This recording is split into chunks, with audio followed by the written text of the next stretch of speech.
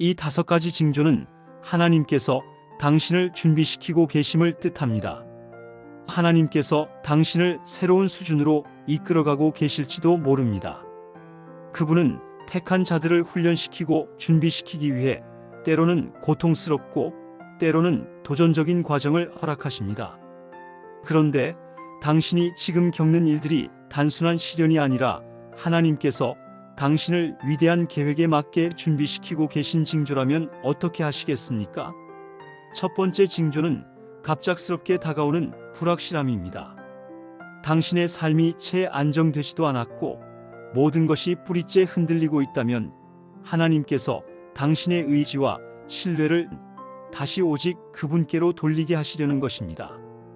잠언 3장 6절에서 말씀하시기를 너는 범사에 하나님을 인정하라. 그리하면 내 길을 지도하시리라고 했습니다. 당신이 낯설고 혼란스러운 길을 걸을 때 하나님께서는 그 과정을 통해 당신을 믿음의 더 깊은 단계로 부르고 계십니다. 두 번째 징조는 반복되는 인내의 시험입니다. 당신이 기다리는 시간이 너무 길게 느껴지는 순간 하나님은 당신의 성품을 다듬고 계심을 깨달아야 합니다. 시험을 견뎌내는 자는 복이 있도다라는 야고보서 1장 12절 말씀처럼 그 기다림은 당신의 믿음을 굳건히 하고 축복을 받을 자격 있는 사람으로 세우는 하나님의 작업입니다. 세 번째 징조는 사람들로부터의 고립입니다. 때로 하나님은 당신이 믿던 안전한 관계들을 끊으시고 혼자라는 느낌이 들도록 만드십니다. 이것은 그분과의 친밀함을 회복하며 오직 그분만 바라보게 하기 위한 것입니다. 모세가 광야로 도망칠 때 하나님은 바로 그 외딴 곳에서 모세에게 사명으로의 부르심을 주셨습니다. 당신이 기댈 존재가 사라졌음을 느끼는 것은 하나님께서 당신을 그분 자신에게로 이끄는 징표일 수 있습니다. 네 번째 징조는 계속되는 작은 순종의 요구입니다. 하나님께서 당신의 마음에 작은 일들을 감동하시며 이것을 하라, 저것을 내려놓으라고 명령하실 때가 있습니다. 누가복음 16장 10절은 작은 일에 충성된 자가 큰 일에도 충성되다고 말합니다. 오늘의 작은 순종이 결국 당신을 큰 축복으로 이끄는 기초가 될 것입니다. 마지막으로 5번째 징조는 영적 전쟁의 심화입니다. 기도할수록 더 많은 영적 공격이 다가오고 당신의 마음속에서 끊임없는 갈등과 싸움이 일어난다면 이는 단순한 고난이 아니라 사탄이 당신의 사명을 방해하려는 시도의 증거입니다. 그러나 고린도후서 12장 9절에서 내 은혜가 내게 족하다고 말씀하신 하나님은 싸움 속에 당신을 홀로 두지 않으십니다. 지금 느끼는 고통, 혼란, 기다림, 외로움, 순종의 길, 그리고 영적 전쟁은 모두 하나님께서 당신을 다음 단계로 준비시키시기 위한 과정입니다. 그분은 당신을 강하고 겸손하며 온전히 신뢰하게 되는 하나님의 도구로 만들고 계십니다. 지금 신호를 무시하지 말고 그분께서 다듬으시는 과정을 온전히 받아들이십시오. 하나님은 결코 당신을 놓치지 않으실 것입니다. 이제 당신의 대답은 무엇입니까? 하나님이 침묵할 때 당신이 할 4가지. 혹시 하나님이 침묵하신다고 느껴본 적이 있나요? 당신이 온 마음을 다해 기도하고 있는데 아무 응답도 들리지 않아 영혼 깊이 외로움을 느낄 때 말입니다. 그러나 기억하십시오. 하나님의 침묵은 결코 그분의 부재가 아닙니다. 오히려 그 침묵 속에는 당신의 믿음을 훈련하고 당신을 더 깊은 신뢰로 이끄시는 하나님의 거룩한 목적이 숨겨져 있습니다. 성경은 분명히 말씀합니다. 너희가 전심으로 나를 찾고 찾으면 나를 만나리라. 예레미야 29장 13절 말씀.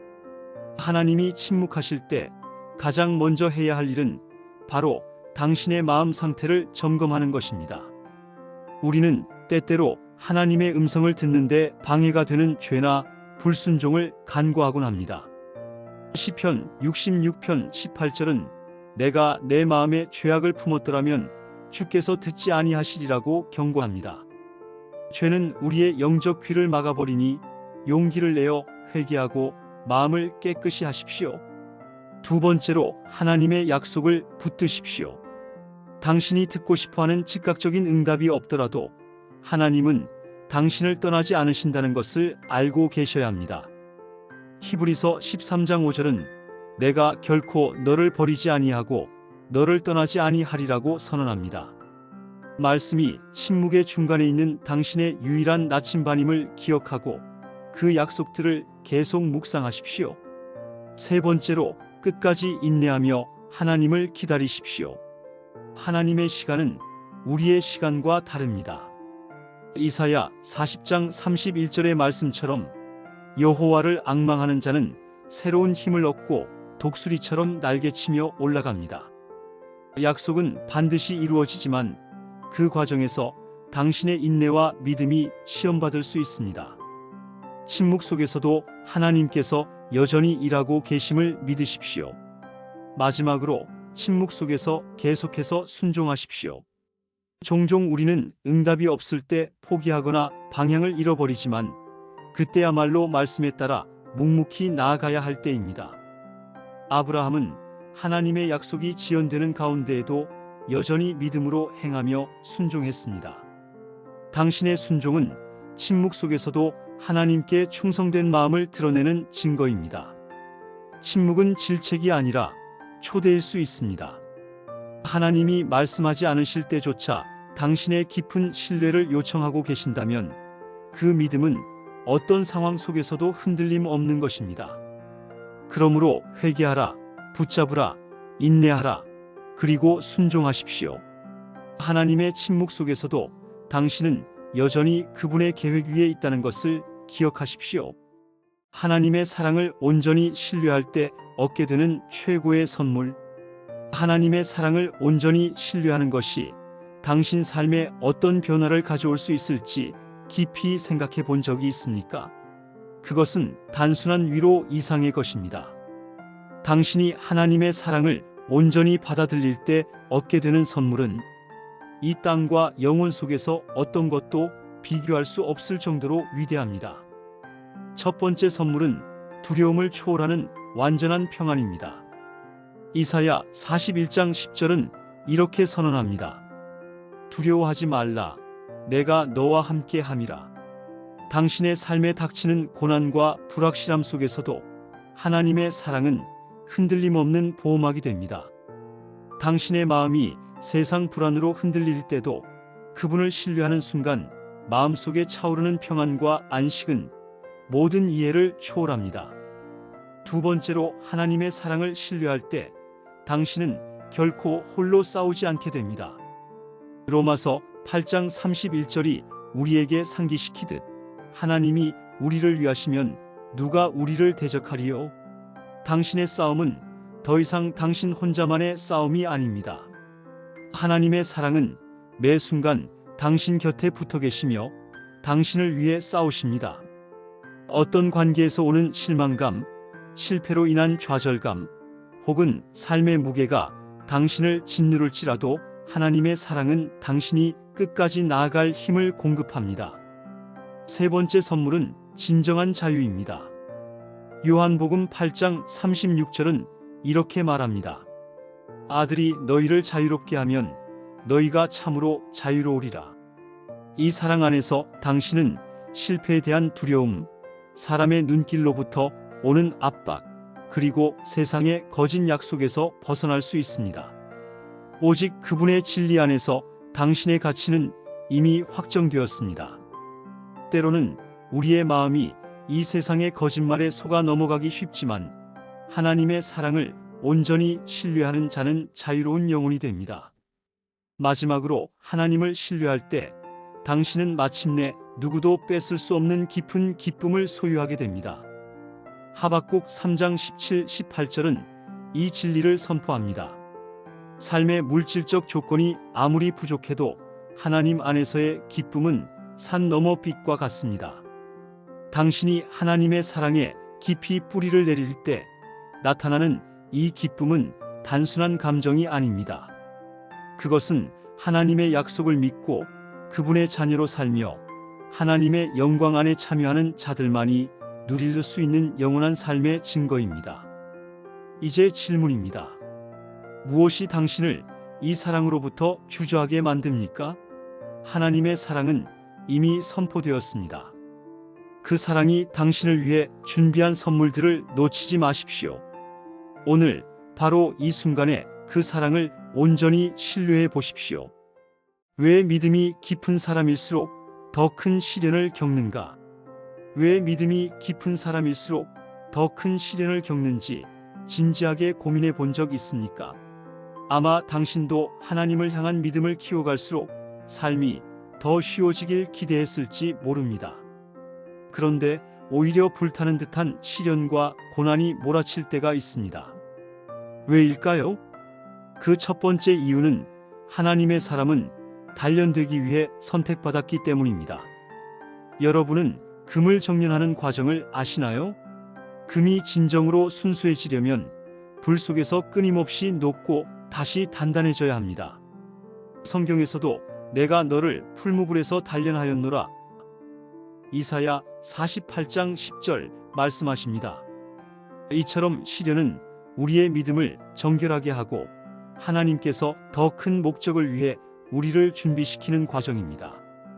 두 번째로 깊은 믿음을 가진 사람은 바로 사탄의 표적이 되기 쉽습니다. 당신이 진리를 붙들고 주님께 나아갈수록 어둠의 세력은 이를 가만두지 않습니다.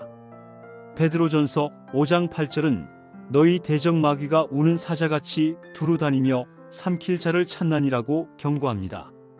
문제와 넘어뜨리고자 하는 공격들이 당신의 믿음을 흔들 수 있지만 이것이 바로 당신이 영적인 전쟁에서 중요한 위치에 있음을 보여줍니다.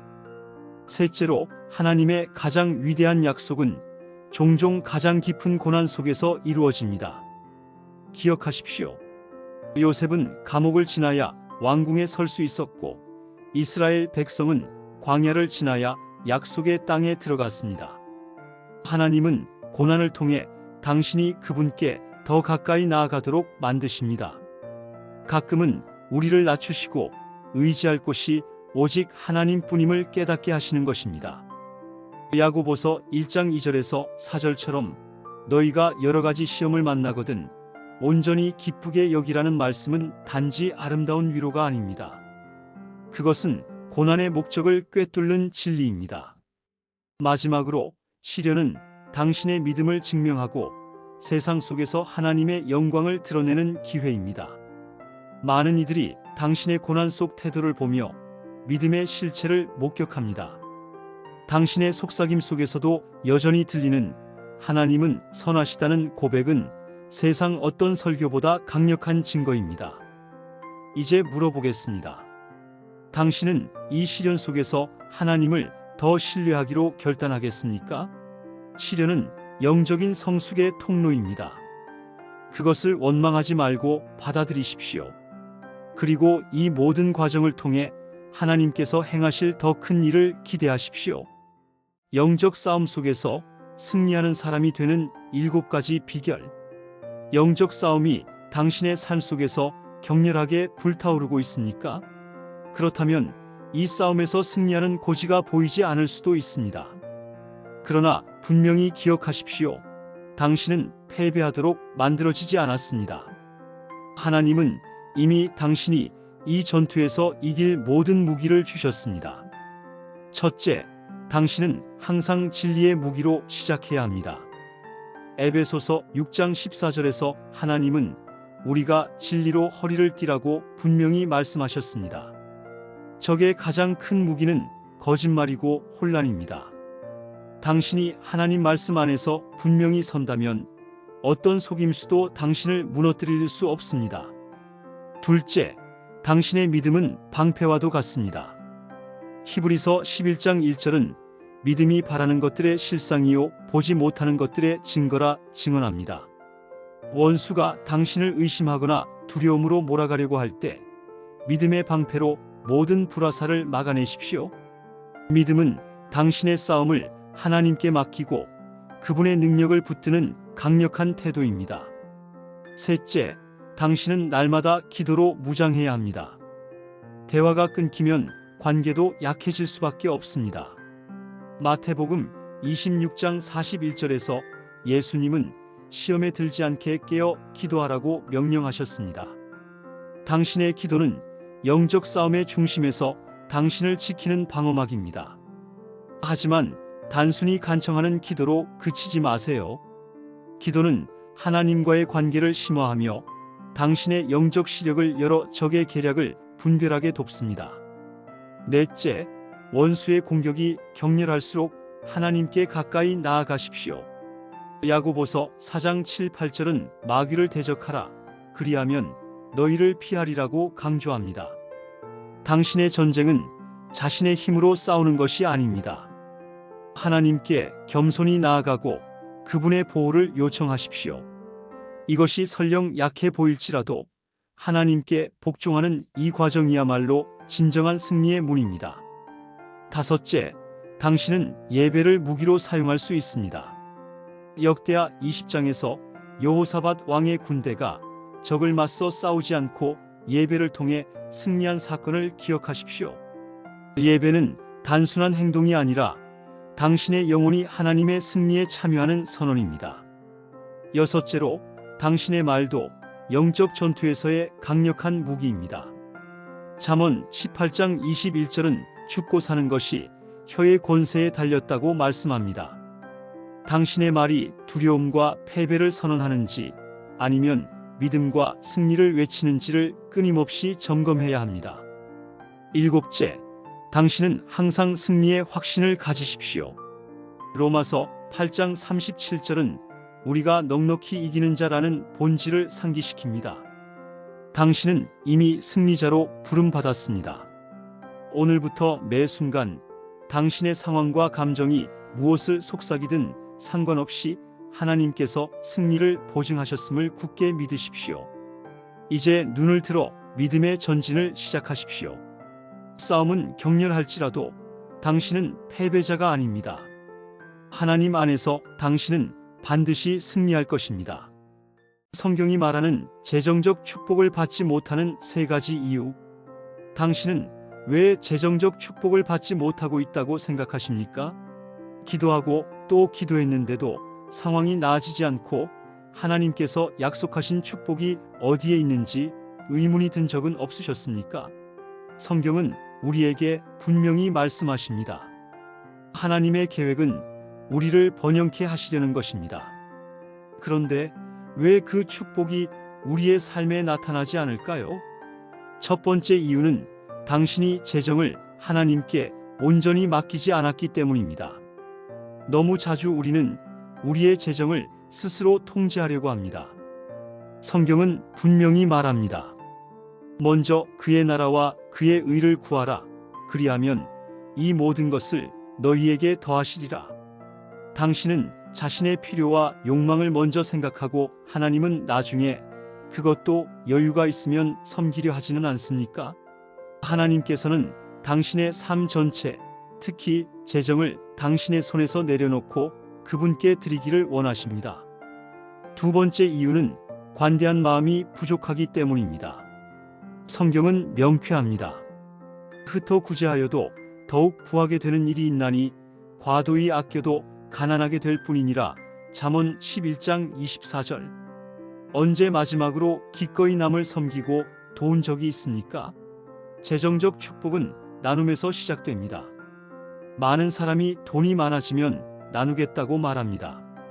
그러나 진실은 당신이 적은 것으로도 나누지 않는다면 많은 것으로도 나누지 않는다는 것입니다.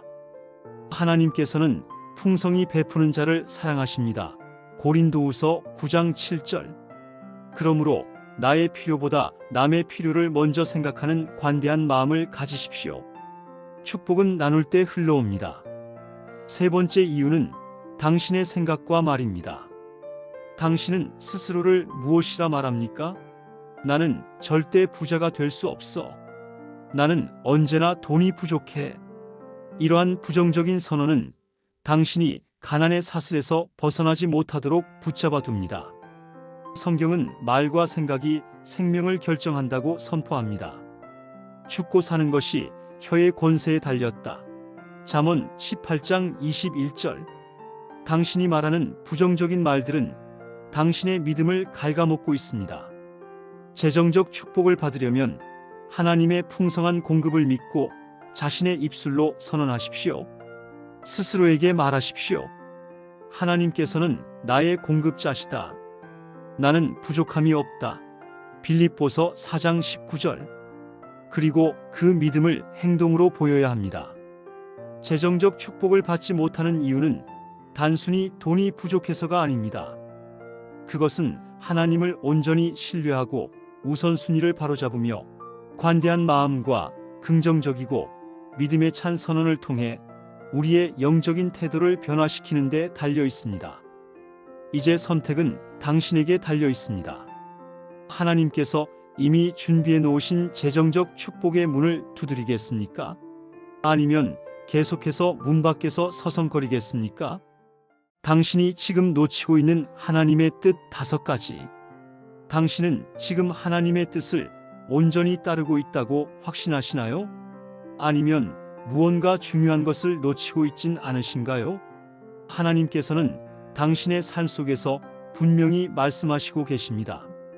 그러나 우리가 듣지 못할 때 혹은 깨닫지 못할 때 하나님의 계획은 가려지고 그분이 우리를 향해 예비하신 축복들을 스스로 차단하게 됩니다. 첫 번째로 당신이 하나님의 뜻을 놓치고 있는 이유는 바로 기도의 부족함입니다. 하나님의 뜻은 늘 우리를 위해 준비되어 있지만 우리가 그 뜻을 알기 위해 하나님께 질문하고 경청하지 않는다면 그분의 음성을 들을 수 없습니다. 예레미야 33장 3절에서 너는 내게 부르짖으라. 내가 내게 응답하겠고 내가 알지 못하는 크고 비밀한 일을 보이리라 하신 약속을 믿으십시오. 기도는 답을 찾는 열쇠이며 기도를 멈춘 순간 당신은 하나님의 지혜를 놓치고 있을지도 모릅니다. 두 번째로 당신이 놓치고 있는 하나님의 뜻은 불순종의 결과일 수 있습니다. 하나님께서는 이미 당신에게 무엇을 해야 할지 마음의 감동을 주셨을 수 있습니다. 그러나 당신의 두려움, 염려, 혹은 세상의 이야기들이 당신을 그 뜻으로부터 멀어지게 만들었을 것입니다. 사무엘상 15장 22절에서 순종이 제사보다 낫다고 말씀하신 이유는 순종이 곧 하나님의 뜻 안에 머무는 행동이기 때문입니다. 당신이 계속해서 하나님께 왜? 라고 묻는다면 어쩌면 하나님은 이미 답을 주셨는데 당신이 그것을 따르지 않았기 때문일 가능성이 큽니다. 세 번째로 하나님의 뜻을 놓치게 되는 이유는 우리의 삶이 너무 분주하기 때문입니다. 하나님은 때때로 조용하고 부드러운 음성으로 말씀하십니다. 열왕기상 19장에서 엘리야는 지진과 불길 속에서 하나님의 음성을 찾았지만 그것은 세미한 음성으로 나타났습니다. 그러나 당신이 세상적인 야망과 끊임없는 바쁨 속에 있다면 이 조용한 음성을 쉽게 지나칠 수 있습니다. 때론 잠시 멈추고 침묵 가운데 하나님께 집중하는 시간이 필요합니다. 분주함은 하나님의 뜻을 멀리하게 만드는 가장 교묘한 함정일 수 있습니다. 네 번째로 당신이 하나님의 뜻을 놓치고 있는 이유는 감사의 부재일 수 있습니다. 감사가 없는 마음은 불평과 불만으로 채워지게 되고 하나님의 선한 계획을 왜곡된 관점으로 보게 만듭니다. 데살로니가전서 5장 18절에서 범사에 감사하라. 이는 그리스도 예수 안에서 너희를 향하신 하나님의 뜻이니라고 말씀하신 이유는 감사가 곧 하나님의 뜻을 깨닫고 그분의 계획을 받아들이는 태도이기 때문입니다. 마지막으로 당신이 하나님의 뜻을 놓치게 되는 가장 큰 이유는 믿음의 부족함입니다. 당신은 하나님이 선하신 분임을 믿고 있나요? 당신이 눈에 보이지 않는 길을 걷게 하실 때 그분을 신뢰하며 나아갈 수 있나요? 히브리서 11장 6절에서 믿음이 없이는 하나님을 기쁘시게 하지 못하나니라고 하신 말씀은 단순한 구절 이상입니다. 믿음은 당신을 하나님의 뜻 속으로 이끄는 필수적인 태도입니다. 당신이 지금 직면한 모든 상황 속에서 선한 결말을 준비하고 계신 하나님을 신뢰하는 것이 곧 믿음입니다. 기억하세요.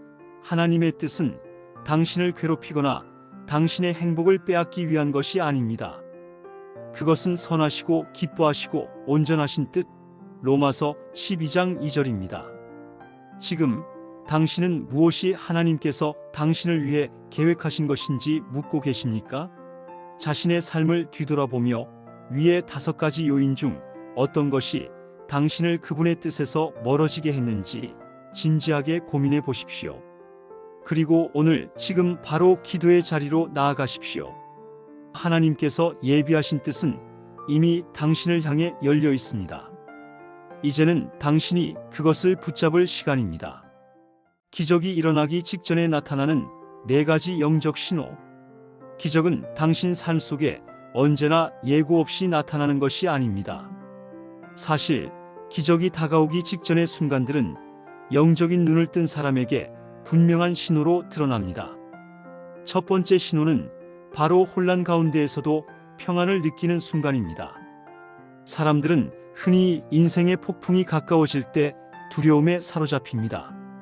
하지만 하나님께서 손수 당신의 길을 준비하고 계실 때는 그 혼동 속에서 이상할 만큼의 평안을 경험하게 됩니다. 빌립보서 4장 7절이 말씀하듯 하나님의 평강이 그리스도 예수 안에서 너희 마음과 생각을 지키시리라는 약속이 삶에서 뚜렷하게 드러나는 때, 그것은 기적이 바로 가까이 와 있다는 신호일 수 있습니다. 두 번째로, 도저히 이해되지 않는 문이 닫힐 때를 주목하십시오. 당신이 정말로 원하던 기회가 갑작스럽게 사라지거나 너무도 간절히 원하던 일이 막히는 경험은 누구에게나 두려운 현실로 느껴질 수 있습니다. 그러나 이것은 하나님께서 계획하시는 더 큰 축복을 위한 준비 과정일 수 있습니다. 요셉이 감옥에 갇혔던 시간을 떠올려 보십시오. 그 시련은 단순한 고통이 아니었습니다. 그가 애굽의 총리로 발돋움하기 위한 하나님의 과정이었습니다. 닫힌 문은 새로운 문이 열리기 직전 당신의 믿음을 시험하는 방법일 때가 많습니다. 세 번째 신호는 영적 싸움이 더욱 치열해지는 것입니다. 바로 기적이 일어나기 직전 당신은 전보다 더 깊은 영적 공격을 경험할 수 있습니다.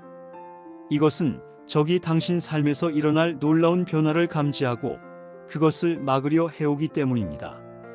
에베소서 6장 12절은 이렇게 선언합니다.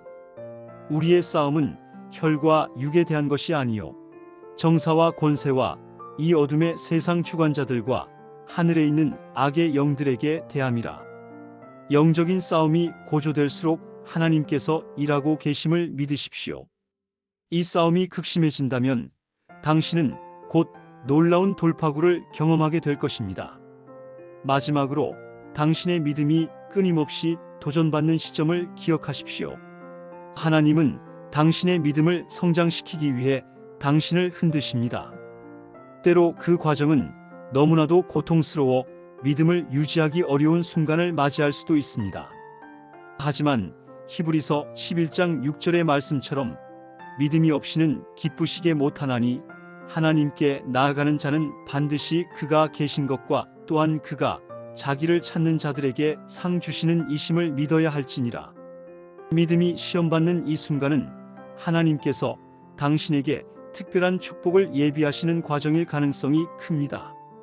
지금 당신의 삶에서 이러한 신호 중 하나라도 발견된다면 당신은 무언가 위대한 일이 다가오고 있다는 사실을 깨달아야 합니다. 믿음을 붙드십시오. 기도하십시오. 그리고 하나님께서 이루실 일을 온전히 신뢰하십시오. 기적은 준비된 자를 위해, 의심하지 않고 나아가는 자를 위해 마련된 하나님의 선물입니다. 지금 당신의 순간을 놓치지 마십시오. 마귀가 당신의 기도를 약화시키기 위해 사용하는 5가지 방법. 혹시 지금 기도가 막혀 있다는 느낌을 받은 적이 있습니까?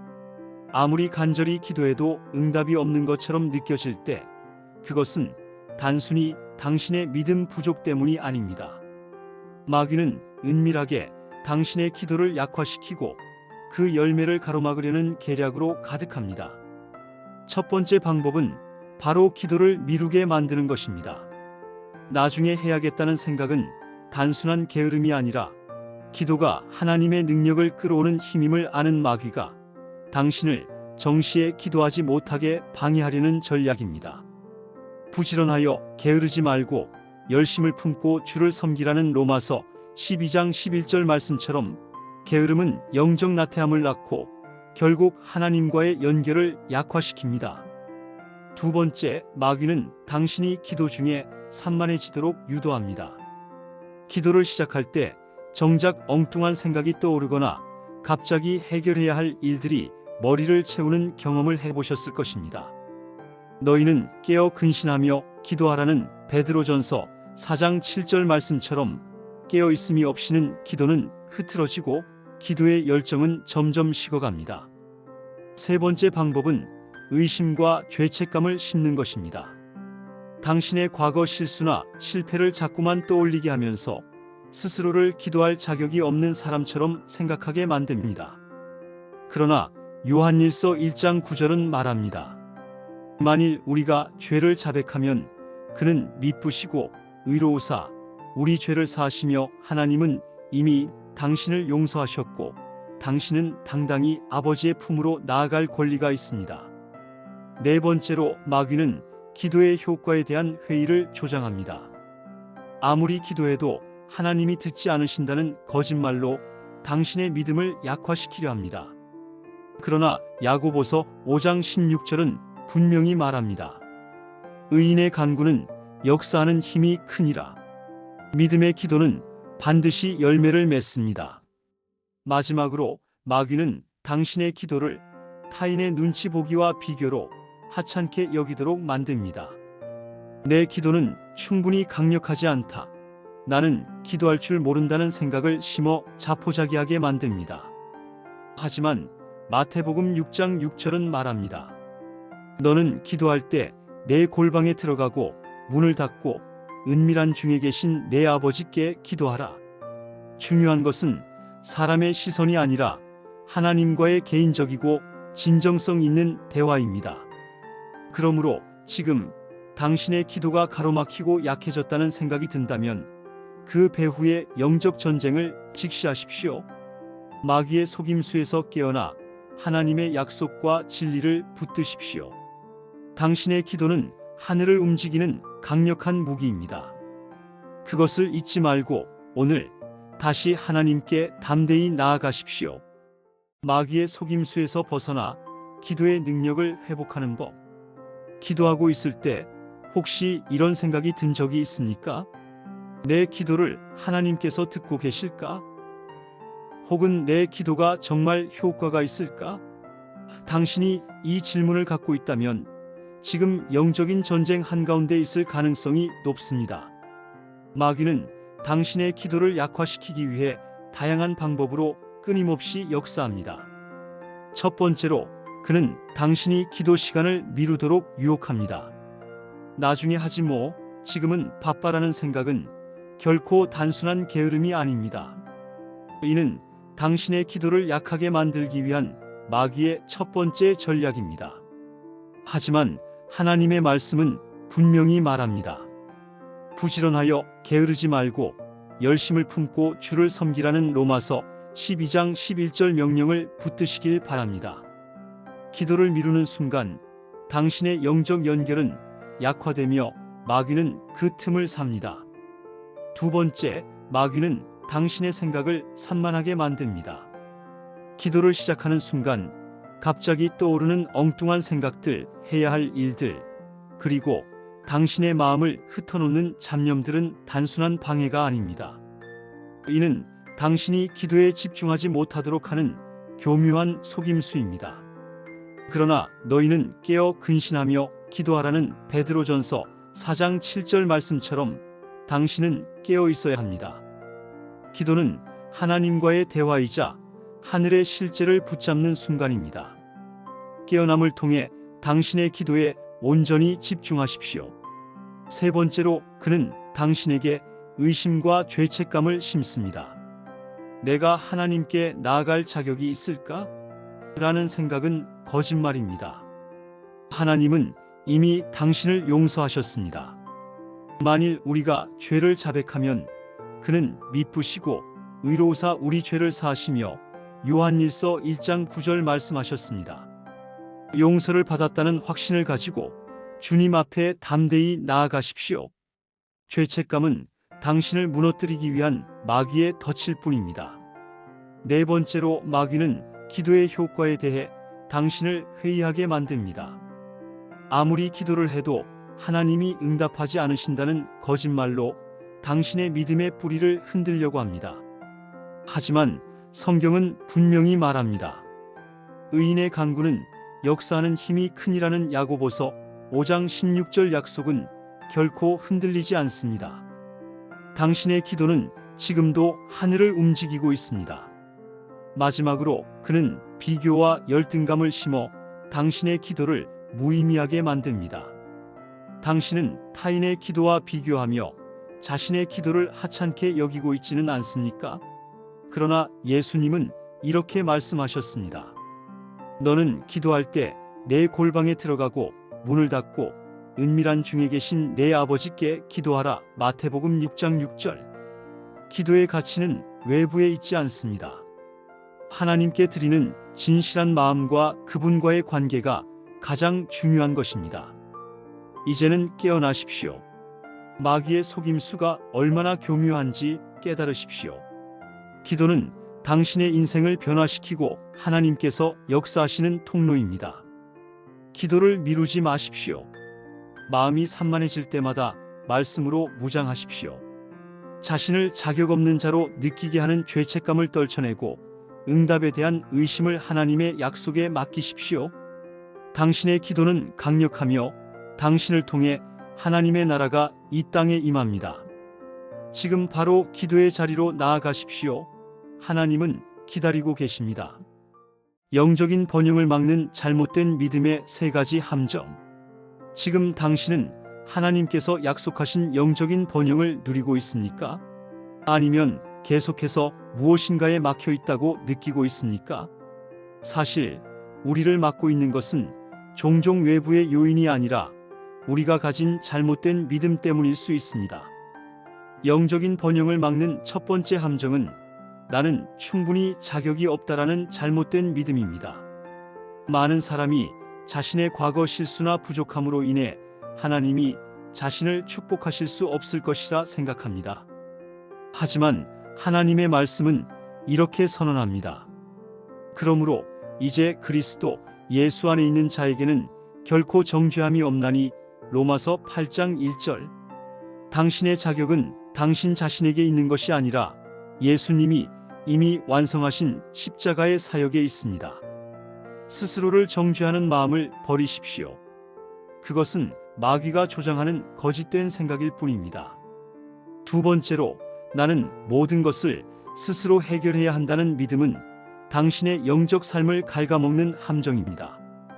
인간적인 노력은 중요하지만 우리가 모든 것을 스스로 해결하려는 순간 우리 안에 하나님의 공간은 줄어들기 시작합니다. 잠언 3장 5절은 말합니다. 너는 마음을 다하여 여호와를 신뢰하고 내 명철을 의지하지 말라.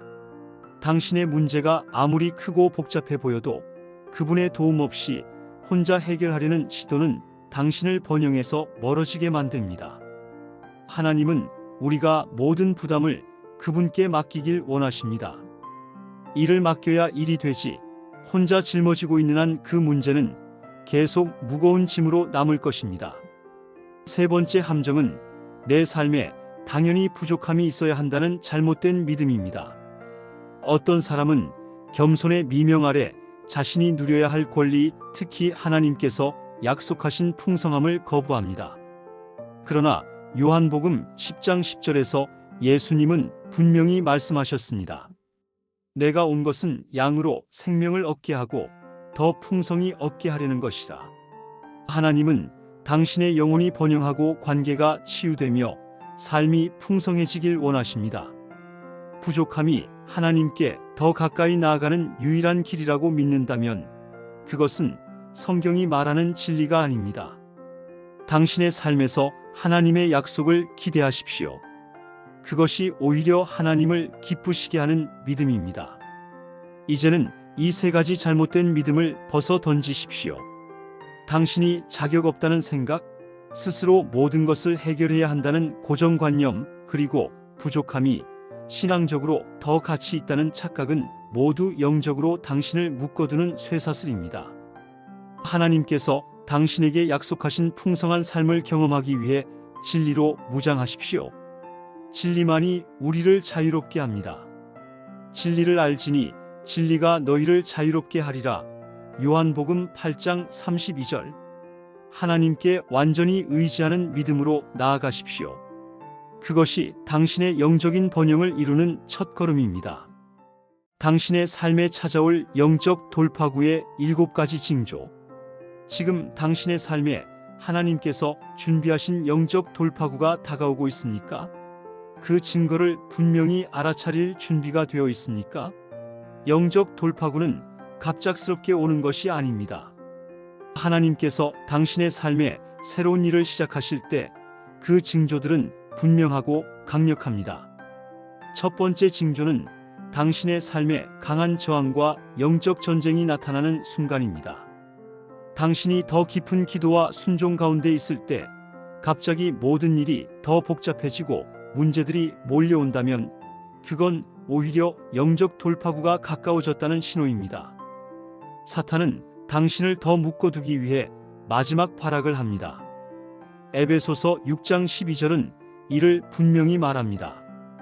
우리의 싸움은 혈과 육에 대한 것이 아니요 정사와 권세와 이 어둠의 세상 주관자들과 하늘에 있는 악한 영들에게 대함이라. 두려워하지 마십시오. 반대로 하나님께서는 그 전쟁을 통해 당신을 강하게 만드시고 영적 승리를 부여하실 준비를 하고 계십니다. 두 번째 징조는 당신의 내면에서 이전과는 다른 깊은 갈망과 기도 열망이 터져나오는 순간입니다. 기도가 갑자기 길어지고 집중력이 깊어지며 당신의 영혼이 하나님께 부르짖는 소망으로 가득 찬다면 그것은 단순한 기분 변화가 아닙니다. 성령께서 당신 안에서 역사하고 계신 것입니다. 로마서 8장 26절에 보면 이와 같이 성령도 우리의 연약함을 도우시나니 우리가 마땅히 빌바를 알지 못하나 성령이 말할 수 없는 탄식으로 친히 간구하시느니라고 하셨습니다. 당신의 내면 깊은 곳에서 솟아나는 이 열정은 영적 돌파구가 가까워졌다는 증거입니다. 당신의 기도가 이제 하늘을 움직이고 있다는 사실을 믿으십시오. 세 번째는 이전의 관계와 환경, 그리고 당신이 익숙했던 안전지대가 갑작스럽게 흔들리는 경험을 하게 될 때입니다. 하나님은 당신을 새로운 차원으로 이끄시기 위해 오래된 껍질을 벗게 하십니다. 이것은 때로 아프고 혼란스러울 수 있지만 요한복음 15장 2절에서 무릇 열매 맺는 가지는 더 열매를 맺게 하려 하여 그것을 깨끗하게 하시느니라고 말씀하셨듯이 하나님은 당신을 더 놀라운 열매를 맺기 위한 과정으로 인도하고 계십니다. 당신이 잃어버리는 것처럼 보이는 모든 것은 사실 더 큰 은혜의 시작입니다. 네 번째 징조는 하나님의 말씀에 대한 갈증이 강렬해지고 말씀을 읽을 때마다 이전에 보지 못했던 깊은 깨달음과 감동이 쏟아져 내리는 경험입니다. 시편 119편 105절의 주의 말씀은 내 발의 등이요 내 길의 빛이니이다라고 하셨듯이 당신의 마음이 말씀으로 밝아지고 있다면 그것은 당신의 길에 아주 크고 분명한 돌파구가 준비되고 있다는 표시입니다. 다섯 번째, 당신의 삶에 하나님의 약속이 가까워질수록 시험과 유혹도 더 커질 수 있습니다. 이것은 당신이 영적으로 깨어있으라는 신호입니다. 고린도전서 10장 13절에서는 하나님은 미쁘사 너희가 감당하지 못할 시험당함을 허락지 아니하시고 라고 하셨습니다. 당신은 이미 이길 준비가 되어 있습니다. 여섯 번째 징조는 당신의 삶에 이전에 없던 외부의 예기치 못한 도움과 자원이 갑작스럽게 찾아올 때입니다. 하나님은 당신이 생각지도 못한 방식으로 사람들과 상황을 통해 당신을 지원하십니다. 마지막 징조는 당신의 마음이 이전보다 더 큰 평안과 확신으로 넘칠 때입니다. 이사야 26장 3절에 주께서 심지가 견고한 자를 평강에 평강으로 지키시리니 이는 그가 주를 신뢰함이니이다라는 말씀처럼 어떤 외부의 상황도 그 평강을 흔들 수 없습니다. 지금 하나님께서는 당신의 삶을 새롭게 하시기 위해 움직이고 계십니다. 당신이 이 징조들을 보고 깨닫는다면 지금이야말로 주님의 계획에 온전히 기도하며 따라갈 때입니다. 하나님께서 준비하신 영적 돌파구가 이미 가까이 와 있습니다. 깨어나십시오.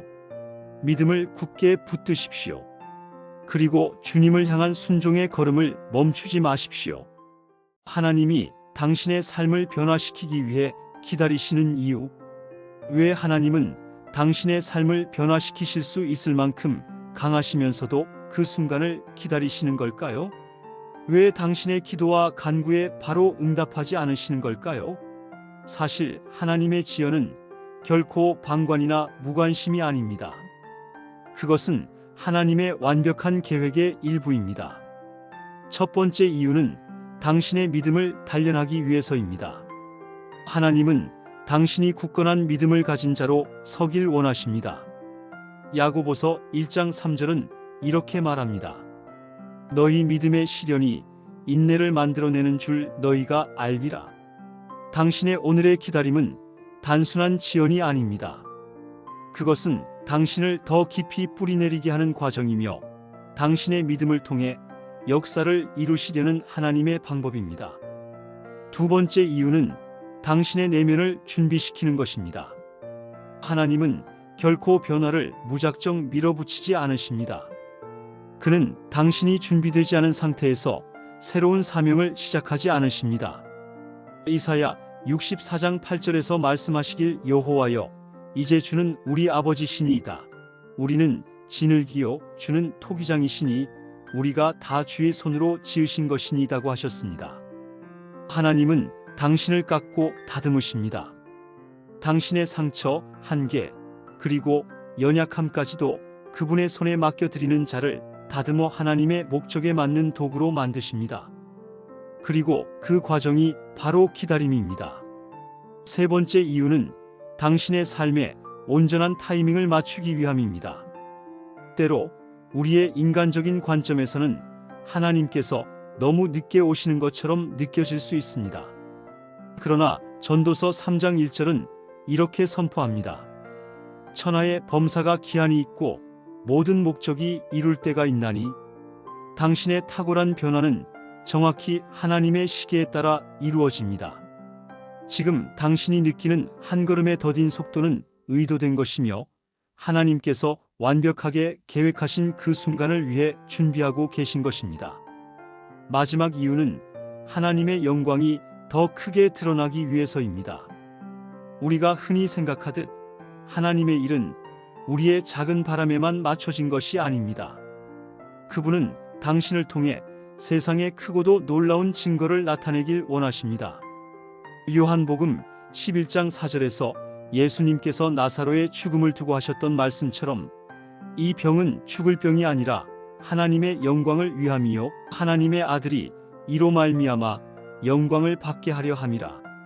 하나님께서 일하실 때 당신은 단지 변화의 수혜자가 아니라 그 변화의 통로가 되기도 합니다.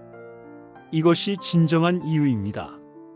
당신이 지금 기다리고 있다면 하나님의 영광이 나타날 가장 완벽한 순간을 준비하시는 것임을 믿으십시오. 그러므로 기다림 속에서 낙심하지 마십시오. 하나님의 때는 언제나 완벽하고 그분의 계획은 결코 틀리지 않습니다. 당신이 지금 느끼는 모호함과 침묵은 그분이 역사하고 계신 가장 강력한 증거입니다. 오늘 그 기다림 속에서 하나님께 온전히 자신을 내어드리십시오. 강한 믿음과 흔들리지 않는 인내를 붙드십시오. 그리고 그분께서 마침내 완전한 순간에 당신의 삶을 뒤바꿀 때 당신은 영적인 돌파구와 하나님의 위대하심을 직접 목격할 것입니다. 기다림은 헛되지 않습니다. 하나님의 손안에서 그것은 거대한 변화가 태동하는 장소입니다. 기독교인들이 연약함 속에서 경험하는 은혜의 4가지 비밀. 당신은 지금 자신의 연약함 가운데에서 씨름하고 있습니까? 혹시 그 연약함이 당신을 넘어뜨리거나 하나님의 사랑으로부터 멀어지게 만든다고 느끼고 있지는 않습니까? 하지만 놀라운 진리가 있습니다. 성경은 우리에게 연약함이 하나님의 은혜를 가장 강력하게 경험할 수 있는 장소라고 말합니다. 첫 번째 비밀은 하나님은 연약함 속에서 자신의 힘을 드러내신다는 것입니다. 고린도후서 12장 9절에서 사도 바울은 내 은혜가 내게 족하도다. 이는 내 능력이 약한 데서 온전하여짐이라는 하나님의 말씀을 통해 자신의 연약함이 오히려 하나님의 강한 능력을 경험하는 통로가 되었음을 고백합니다. 당신의 연약함은 결코 무가치하지 않습니다. 그것은 하나님의 초월적인 능력이 드러날 기회입니다. 두 번째 비밀은 연약함이 진정한 겸손과 의존의 마음을 불러온다는 것입니다. 우리가 자신을 강하게 느끼는 순간 하나님이 아닌 스스로를 의지하려는 유혹에 빠질 수 있습니다. 그러나 연약함은 우리를 하나님 앞에서 무릎 꿇게 만듭니다. 시편 51편 17절은 하나님께서 구하시는 제사는 상한 심령이라고 기록합니다. 당신이 상하고 깨진 심령으로 하나님께 나아갈 때 그때야말로 가장 깊은 은혜를 경험할 수 있습니다. 겸손은 연약함을 통해 자라며 그 겸손은 곧 하나님의 은혜와 회복이 임하는 문이 됩니다. 세 번째 비밀은 연약함 속에서 우리는 공동체의 의미를 배우게 된다는 것입니다. 우리는 종종 연약함을 숨기며 살아가지만 하나님은 우리가 이를 나누고 함께 기도하며 함께 치유받기를 원하십니다. 갈라디아서 6장 2절에서는 너희가 짐을 서로 지라고 권면하고 있습니다. 연약함을 나눌 때 당신은 다른 사람들에게 하나님의 사랑을 경험할 기회를 제공하고 또 당신 역시 그 사랑을 받게 됩니다. 연약함은 공동체의 강한 연대감을 형성하는 도구가 될 수 있습니다. 마지막 비밀은 연약함이 우리를 예수님과 더 깊은 연합으로 이끈다는 것입니다. 예수님께서 자신을 인간의 연약함 속에 두셨던 사실을 기억하십시오. 히브리서 4장 15절은 우리에게 있는 대제사장은 우리의 연약함을 동정하지 못하실 이가 아니요 모든 일에 우리와 한결같이 시험을 받으시니로되 죄는 없으시니라고 말씀합니다. 당신의 연약함을 인정하고 예수님의 손에 온전히 맡길 때 그분과의 친밀함은 더 깊어집니다. 연약함은 부끄러움이나 패배의 상징이 아니라 예수님과 함께 서는 자리로 우리를 초대하는 하나님께로의 초청입니다. 그러니 지금 당신이 처한 연약함의 자리를 다시 한번 보십시오. 그것은 은혜가 흘러드는 통로가 될 수 있습니다. 하나님의 능력이 당신의 약함 속에서 온전히 나타날 수 있도록 그 연약함을 하나님께 드리십시오. 겸손히 의지하고 공동체와 함께하며 예수님과의 깊은 관계를 통해 하나님의 은혜를 경험하십시오.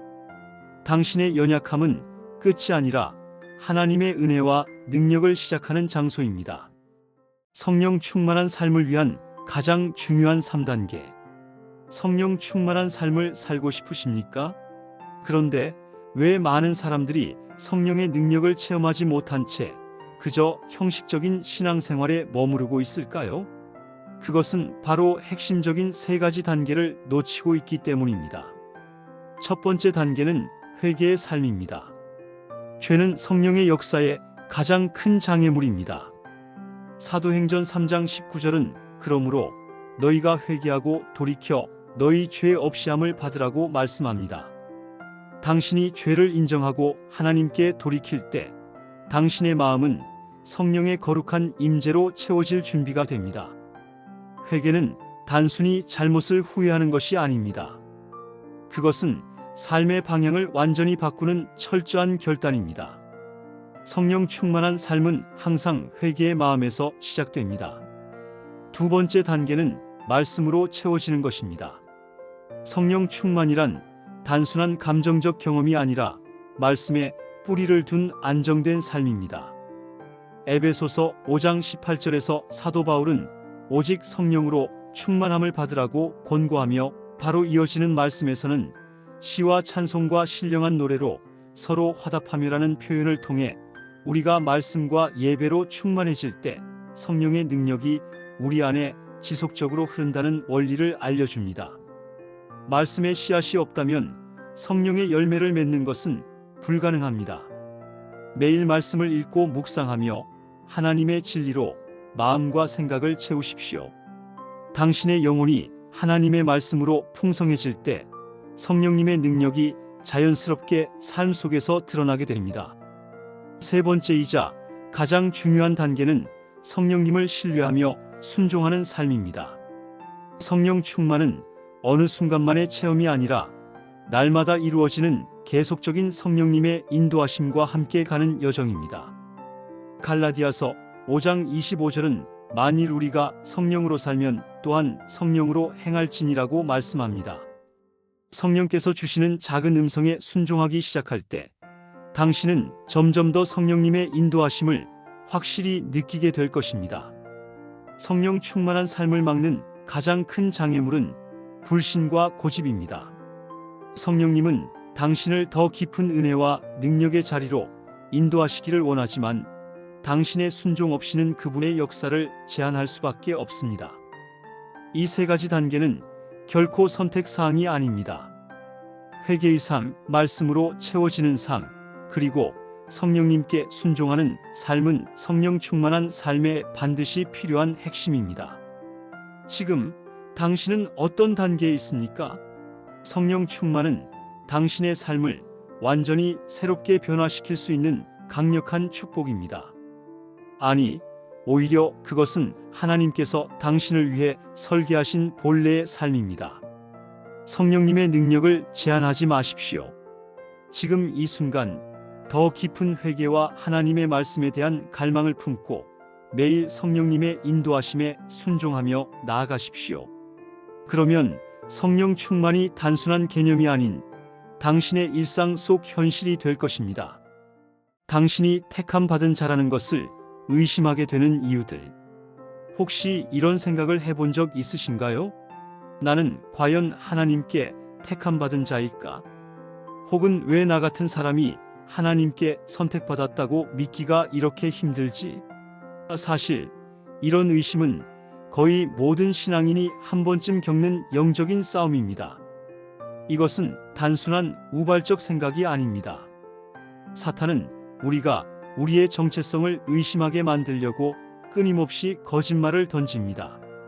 그분 안에서 택함 받은 자라는 확신을 흔들리게 하는 이유들 중 가장 큰 첫 번째는 바로 당신의 약함과 실패입니다.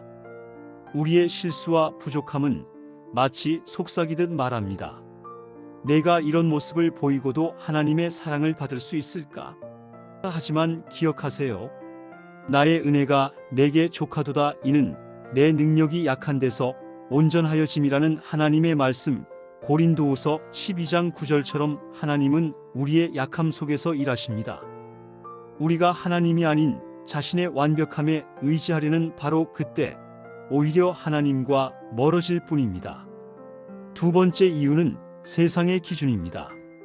세상은 당신이 택함 받은 자라면 더 성공적이어야 하고 더 특별해야 한다는 거짓 메시지를 끊임없이 던져줍니다. 하지만 예수님이 우리의 정체성을 정의하십니다. 너희는 택하신 족속이요 왕 같은 제사장들이요라는 베드로전서 2장 9절의 말씀을 떠올리십시오.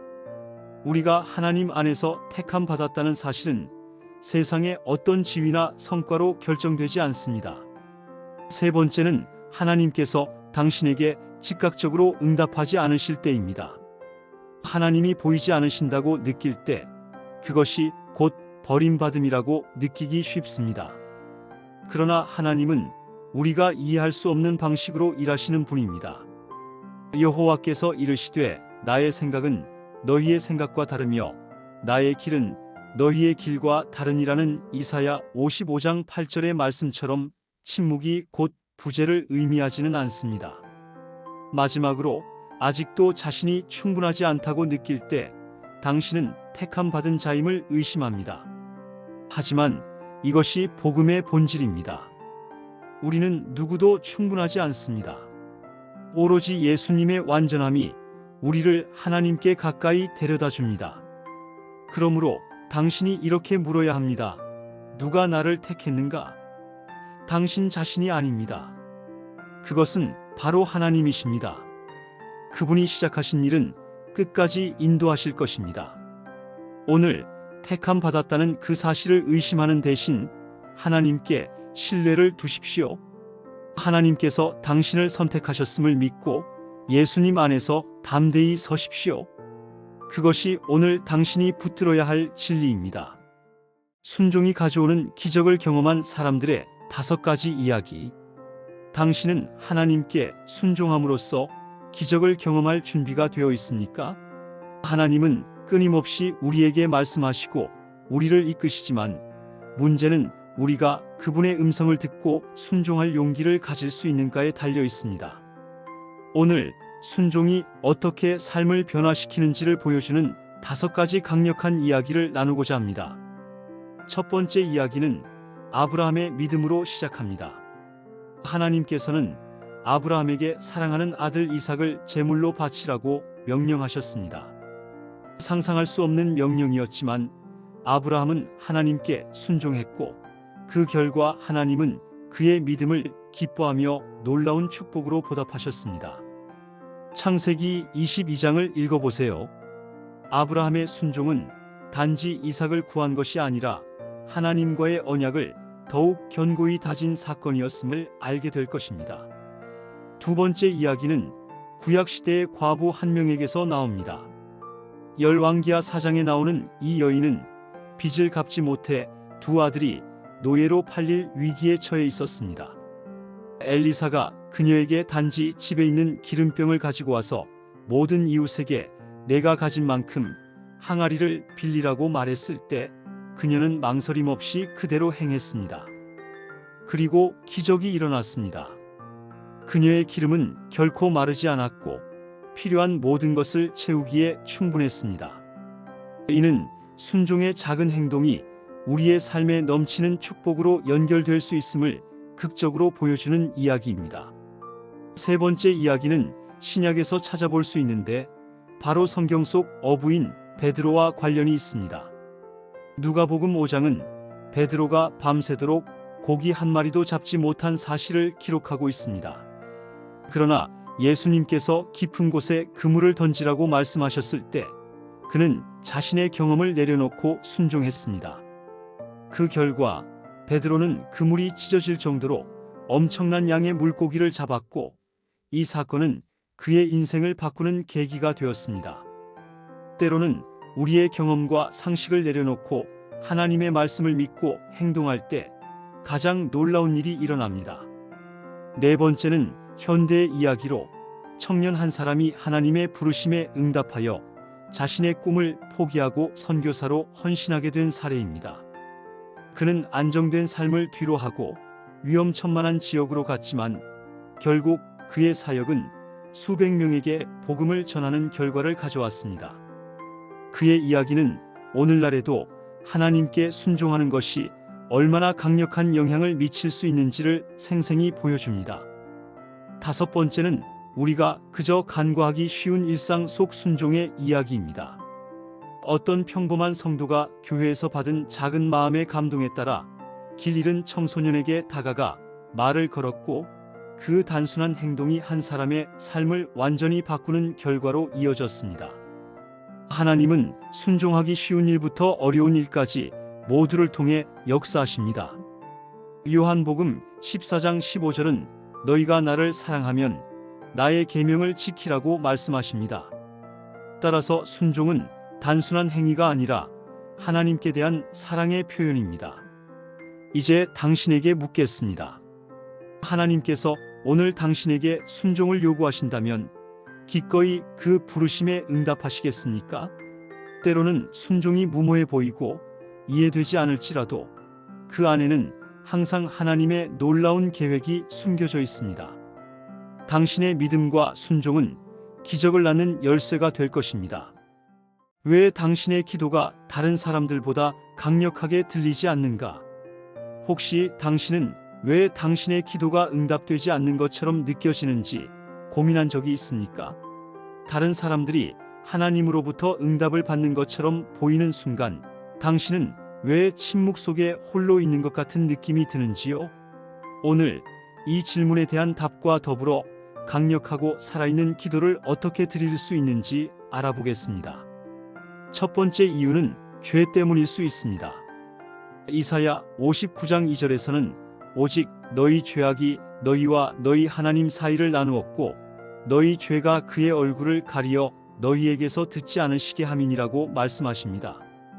하나님은 거룩하신 분이기에 우리의 죄가 회개되지 않으면 기도는 응답될 수 없습니다. 그렇다면 죄를 숨기고 계시지는 않습니까? 그 죄를 하나님 앞에 겸손히 내려놓으십시오. 두 번째로 기도의 동기가 순수하지 않을 수 있습니다. 야고보서 4장 3절에서 구하여도 받지 못하는 것은 정욕으로 쓰려고 잘못 구하기 때문이라고 말합니다.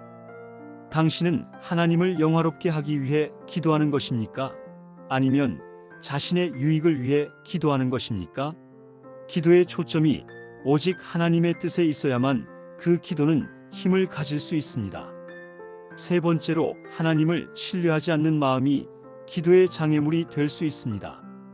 마태복음 21장 22절은 너희가 기도할 때 무엇이든지 믿고 구하는 것은 다 받으리라고 말합니다. 당신이 기도할 때 과연 하나님께서 그 기도를 응답하실 것이라 믿고 있습니까? 믿음이 없는 기도는 단순한 독백에 불과합니다. 네 번째는 인내심의 부족일 수 있습니다. 하나님은 당신의 기도를 들으시지만 그 응답은 하나님의 시간 안에서 이루어지는 것입니다. 갈라디아서 6장 9절은 선을 행하다가 낙심하지 말라 때가 이름에 거두리라고 약속하십니다. 만약 당신이 기도하면서도 중도에 포기한다면 주님의 계획을 끝까지 기다리지 못할 수 있습니다. 다섯 번째로 사랑 없는 기도는 공명을 잃습니다. 고린도전서 13장 2절은 내게 예언하는 능력이 있어 모든 비밀과 모든 지식을 알고 또 산을 옮길 만한 모든 믿음이 있을지라도 사랑이 없으면 내가 아무것도 아니니라고 말씀합니다. 당신은 기도 속에서 참된 사랑을 품고 있습니까? 단순히 자신의 필요를 채우려는 이기심 대신 이웃과 하나님께 대한 사랑으로 기도해야 합니다. 그러므로 오늘 당신에게 도전합니다. 정직하게 자신을 돌아보십시오. 하나님께서 듣지 않으시는 것이 아닙니다. 그분은 항상 듣고 계십니다. 그러나 그 기도가 힘을 얻지 못하는 이유는 기도의 중심에 문제가 있을 수 있다는 사실을 잊지 마십시오. 지금 이 순간 무릎 꿇고 하나님께 다가가 보십시오. 죄를 회개하고 순수한 동기를 가지고 믿음을 품고 사랑으로 기도하며 하나님의 시간에 응답될 것을 인내하며 기대하십시오. 그러면 여호와의 눈은 의인을 향하시고 그의 귀는 저희 부르짖음에 기울이시리로다는 시편 34편 15절 말씀이 당신의 삶에 이루어질 것입니다. 하나님은 이미 당신의 마음을 기다리고 계십니다. 믿음이 약해질 때 하나님께 듣게 되는 세 가지 음성. 혹시 지금 당신의 믿음이 흔들리고 있습니까? 하나님께 가까이 있는 듯 하다가도 어느 순간 당신의 심령이 메마르고 불안해진 적은 없으셨나요? 믿음이 약해질 때 하나님께서는 당신에게 결코 침묵하지 않으십니다. 오히려 그분은 당신을 일으키기 위해 분명한 음성으로 말씀하십니다. 첫 번째, 하나님은 당신을 두려워하지 말라는 음성으로 위로하십니다. 이사야 41장 10절에서 두려워 말라, 내가 너와 함께 함이니라. 놀라지 말라, 나는 내 하나님이 됨이니라라고 하셨습니다. 당신이 믿음의 약화로 인해 불안감과 두려움에 휩싸여 있을지라도 하나님은 변함없이 당신 곁에 계시며 당신의 손을 붙들고 계십니다. 이 음성은 당신을 외로움에서 구출하여 그분의 임재 안으로 초대합니다. 두 번째, 하나님은 당신을 훈계하시며 믿음의 길로 되돌아오라고 말씀하십니다. 히브리서 12장 6절은 주께서 그 사랑하시는 자를 징계하시며 그의 받으시는 아들마다 채찍질하심이라고 말합니다. 하나님은 당신이 믿음에서 멀어질 때 단지 방관하시지 않습니다. 때로는 고난과 실망을 통해 우리의 믿음을 강하게 하고 본질로 돌아오게 하십니다. 하나님의 이 음성은 불편하게 들릴 수 있지만 그 안에는 깊은 사랑과 당신의 성숙함을 원하는 갈망이 숨겨져 있습니다. 세 번째, 하나님은 내가 너를 포기하지 않는다고 소리 높여 말씀하십니다. 신명기 31장 6절에서 강하고 담대하라. 너희를 떠나지 아니하시며 버리지 아니하시리라고 하셨습니다. 세상의 모든 관계가 끊어질지라도 당신을 처음부터 사랑하셨던 하나님은 절대로 당신을 포기하지 않으십니다. 그분의 음성은 변하지 않는 약속이며 당신을 다시 일어서게 하는 힘입니다. 당신의 믿음이 마치 촛불처럼 꺼져가는 것 같을 때조차 하나님은 당신 안에 여전히 불씨를 남겨두시는 분이십니다. 결국 믿음이 약해지는 순간은 하나님의 음성을 더 깊이 들을 수 있는 순간이기도 합니다. 하나님은 당신에게 분명히 말씀하고 계십니다. 두려워하지 말라, 돌아오라, 절대 포기하지 않겠다는 그분의 사랑의 언약을 마음에 새기십시오. 이제 당신에게 도전합니다. 믿음이 흔들릴 때 그 자리에 앉아 절망하지 마십시오. 오히려 하나님의 음성에 귀 기울이고 그 뜻에 순종하며 다시 한 걸음을 내디디십시오. 하나님은 당신의 믿음을 약함 속에서도 강함으로 변화시키실 분이십니다. 성경이 알려주는 세상 속에서 성령으로 살아가는 법. 당신은 어떻게 혼란과 유혹이 가득한 세상 속에서 성령으로 살아가고 계십니까? 아니면 혹시 지금도 세상이 던지는 끝없는 유혹과 방해 속에서 흔들리고 계시진 않습니까? 성경은 우리가 이 세상에 살면서도 세상에 속하지 않고 성령의 인도하심을 따라 거룩하게 살아가야 함을 분명히 말씀하고 있습니다. 첫째로 성령으로 살아간다는 것은 자신의 욕망을 버리는 것입니다. 갈라디아서 5장 16절은 너희는 성령을 따라 행하라 그리하면 육체의 욕심을 이루지 아니하리라고 명확히 가르치고 있습니다. 당신의 마음을 붙잡고 있는 세속적인 욕망과 죄의 유혹이 무엇인지 진지하게 돌아보십시오.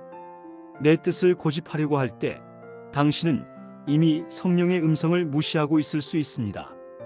성령으로 살아간다는 것은 자신의 뜻을 내려놓고 하나님의 뜻에 온전히 순종하는 것입니다. 둘째로 성령으로 살아가는 삶은 열매를 맺는 삶입니다. 갈라디아서 5장 22절에서 말하는 사랑, 희락, 화평, 오래 참음, 자비와 같은 성령의 열매는 단지 주어진 것이 아니라 성령 안에 거할 때 자연스럽게 드러나는 것입니다. 그러니 자신에게 물어보십시오. 당신의 삶이 이러한 열매들을 드러내고 있습니까? 만약 그렇지 않다면 당신은 진정으로 성령 안에 거하고 있는지 다시 한번 점검해야 합니다. 셋째로 성령으로 살아가려면 매일 말씀과 기도에 머물러야 합니다. 에베소서 6장 17절은 하나님의 말씀을 성령의 검이라고 부르고 있습니다. 세상은 당신을 흔들고 넘어뜨리려고 끝없이 공격할 것입니다.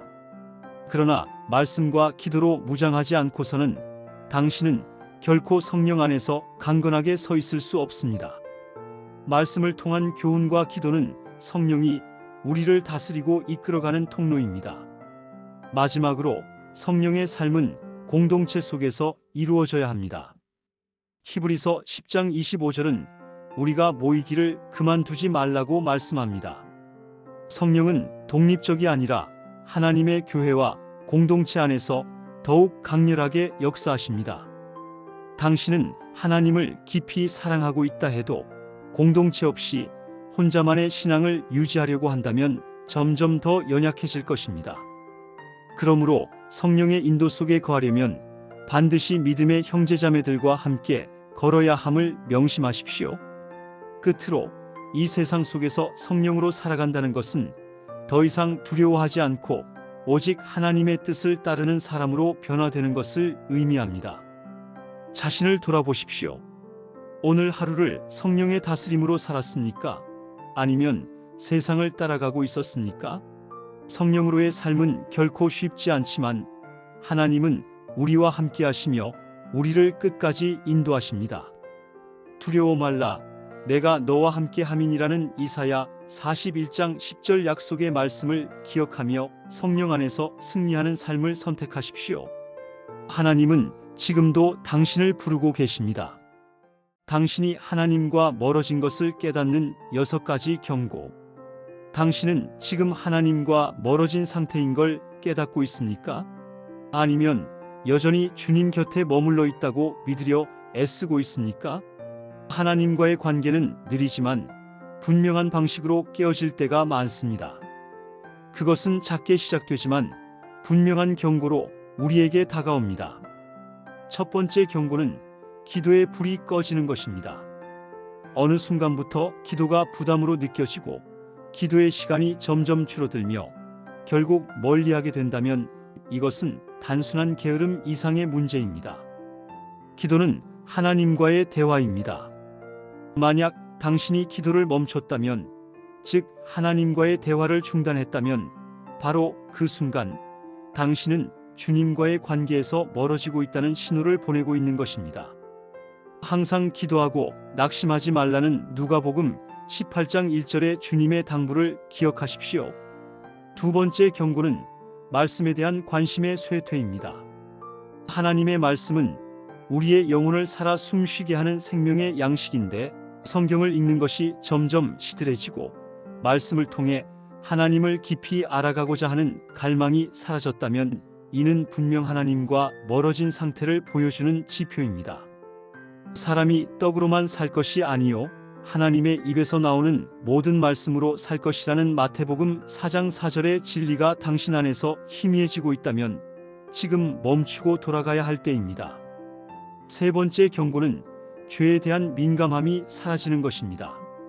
과거에는 양심이 아프고 마음이 찔렸던 작은 죄들이 어느 순간부터 무뎌지고 심지어 아무렇지도 않게 받아들여진다면 이것은 심각한 위험 신호입니다. 죄를 가볍게 여길 때 성령의 음성은 점점 더 조용해지고 결국 사라질 수 있습니다.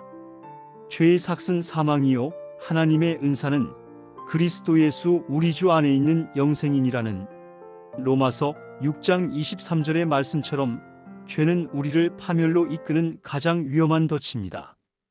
네 번째 경고는 예배에 소홀해지는 것입니다. 하나님을 예배하는 것이 우선순위에서 밀리고 예배가 단순히 형식적인 일이 되거나 가벼운 핑계로 빠지게 되는 순간 이미 하나님과의 거리감이 생긴 것입니다. 히브리서 10장 25절은 모이기를 패하는 어떤 사람들의 습관과 같이 하지 말라고 경고합니다. 주일 예배뿐만 아니라 삶 속에서 하나님을 예배하는 마음마저 흐려지고 있다면 문제는 더 심각합니다. 다섯 번째 경고는 당신의 마음이 세상으로 기울어지는 것입니다. 당신은 무엇에 더 큰 가치를 두고 있습니까? 하나님의 뜻입니까? 아니면 세상적인 성공과 탐욕입니까? 이 세상이나 세상에 있는 것들을 사랑하지 말라. 누구든지 세상을 사랑하면 아버지의 사랑이 그 속에 있지 아니하니라는 요한일서 2장 15절의 경고를 외면하지 마십시오. 하나님보다 세상을 더 사랑하는 것은 당신의 영혼을 점점 메마르게 만들 것입니다. 마지막 경고는 평안을 잃어버리는 것입니다. 하나님과의 관계가 깨어질 때 우리 영혼은 불안과 무거운 염려로 가득 차게 됩니다. 당신이 느끼는 불안의 근원이 무엇인지 돌아보십시오. 하나님을 떠나 있었기 때문은 아닙니까? 너희는 마음에 근심하지도 말고 두려워하지도 말라는 요한복음 14장 27절의 주님의 음성을 다시 듣고 하나님께로 돌아가야 할 때입니다.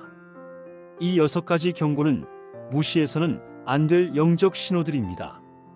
지금 당신은 어디에 서 있습니까? 하나님과 멀어진 상태를 부인하지 마십시오. 그 대신 즉시 멈추고 방향을 바꾸십시오. 하나님께 돌아가는 길은 늘 열려 있습니다. 하나님은 당신을 성급히 책망하지 않으시며 오히려 당신을 두 팔 벌려 맞아 주실 것입니다. 질문을 던지며 마무리합니다. 오늘 당신은 하나님과 다시 가까워지기 위해 어떤 결단을 내리겠습니까? 하나님은 당신의 실패를 어떻게 쓰시는가? 당신은 실패 속에서 하나님의 손길을 보신 적 있나요? 그렇다면 왜 하나님은 실패를 허락하시는지 고민해 본 적 있으신가요? 우리의 삶에서 실패는 그저 좌절이나 고통으로 끝나는 것이 아니라 하나님의 섭리 안에서 절대적으로 사용됩니다. 첫 번째로 기억해야 할 사실은 하나님은 우리 실패 속에서 새로운 길을 만드신다는 겁니다. 요셉의 삶을 떠올려 보세요. 그는 형들의 배신으로 노예로 팔려가고 감옥에 갇히는 끔찍한 실패를 겪었지만 이 과정에서 하나님은 그를 훈련시키시고 마침내 이집트의 총리로 세우셨습니다. 당신의 실패도 요셉의 실패처럼 하나님의 특별한 계획을 위한 디딤돌일 수 있다는 것을 믿으시기 바랍니다. 로마서 8장 28절은 분명히 말합니다. 하나님을 사랑하는 자, 곧 그의 뜻대로 부르심을 입은 자들에게는 모든 것이 합력하여 선을 이루느니라. 두 번째로 하나님은 당신의 실패를 통해 교만을 부수고 겸손을 가르치십니다.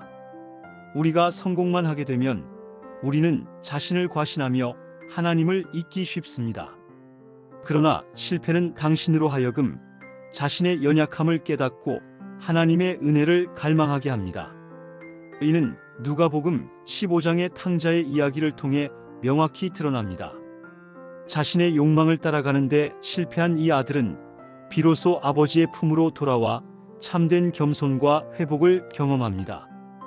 당신의 실패는 당신의 자아를 깎아내리고 하나님의 손에 굴복하게 하며 가장 안전한 곳으로 당신을 인도하는 통로가 될 수 있습니다. 셋째로 하나님은 실패를 통해 우리의 믿음을 연단하십니다. 야고보서 1장 2절 3절에서 너희가 여러 가지 시험을 만나거든 온전히 기쁘게 여기라. 이는 너희 믿음의 시련이 인내를 만들어내는 줄 너희가 알미라고 하셨습니다. 실패는 잠깐의 고통이지만 이를 통해 하나님은 당신에게 인내와 신뢰를 가르쳐 주십니다. 실패로 인해 모든 것이 끝난 것처럼 보일지라도 하나님은 당신의 믿음을 더 성숙하게 만드실 거라는 것을 잊지 마십시오. 당신이 하는 모든 것을 그분께 맡길 때 하나님은 당신의 미래를 새롭게 재건하실 능력을 가지고 계십니다. 그렇기에 실패는 끝이 아니라 새로운 하나님의 관점에서 시작입니다. 마지막으로 하나님은 실패를 사용하여 다른 사람들에게 당신의 간증과 소망의 도구로 만드십니다. 우리의 실패는 하나님 안에서 회복될 때 단순히 우리의 연약함을 드러내는 것이 아니라 하나님의 위대하심을 보여주는 도구가 됩니다. 바울이 고린도후서 12장 9절에서 고백한 것처럼 내 은혜가 내게 족하도다. 이는 내 능력이 약한 데서 온전하여짐이라는 말씀은 오늘날 당신의 삶에도 동일하게 적용됩니다. 당신의 실패는 결코 헛되지 않습니다. 오히려 당신이 살아계신 하나님의 증인이 되어 다른 사람들에게 소망을 나누는 기회가 될 것입니다. 이제부터 묻겠습니다. 당신은 실패를 어떻게 보고 계십니까? 단순히 넘어서야 할 장애물이라 여기십니까? 아니면 하나님의 섭리 아래 새롭게 태어나는 기회로 보고 계십니까?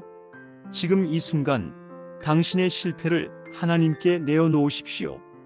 하나님은 그것을 그분의 위대한 목적 안에 사용하시고 당신의 삶을 변화시키시는 일을 시작하실 것입니다. 당신이 예수님을 만났다는 은밀한 4가지 증거. 당신은 예수님을 만났다는 은밀한 증거를 경험하고도 그것이 무엇인지 깨닫지 못할 수도 있습니다. 그러나 지금 순간 나는 당신의 영혼을 흔들 기회를 드리기 원합니다. 첫 번째 증거는 마음 깊은 곳에서 찾아온 평화입니다. 세상이 아무리 혼란스러워도 당신의 마음 속에는 흔들리지 않는 평강이 자리 잡기 시작합니다. 바로 이 평강은 요한복음 14장 27절에서 예수님께서 약속하신 그 평화로 세상이 줄 수 없는 전혀 다른 종류의 것입니다. 이것은 당신의 상황이나 환경에 구애받지 않습니다.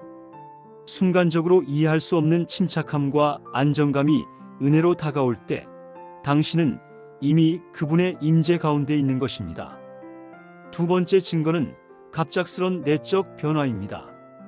당신이 과거에 반복했던 죄, 습관, 태도들이 이제는 끌리지 않고 오히려 불편하게 느껴지는 경험입니다.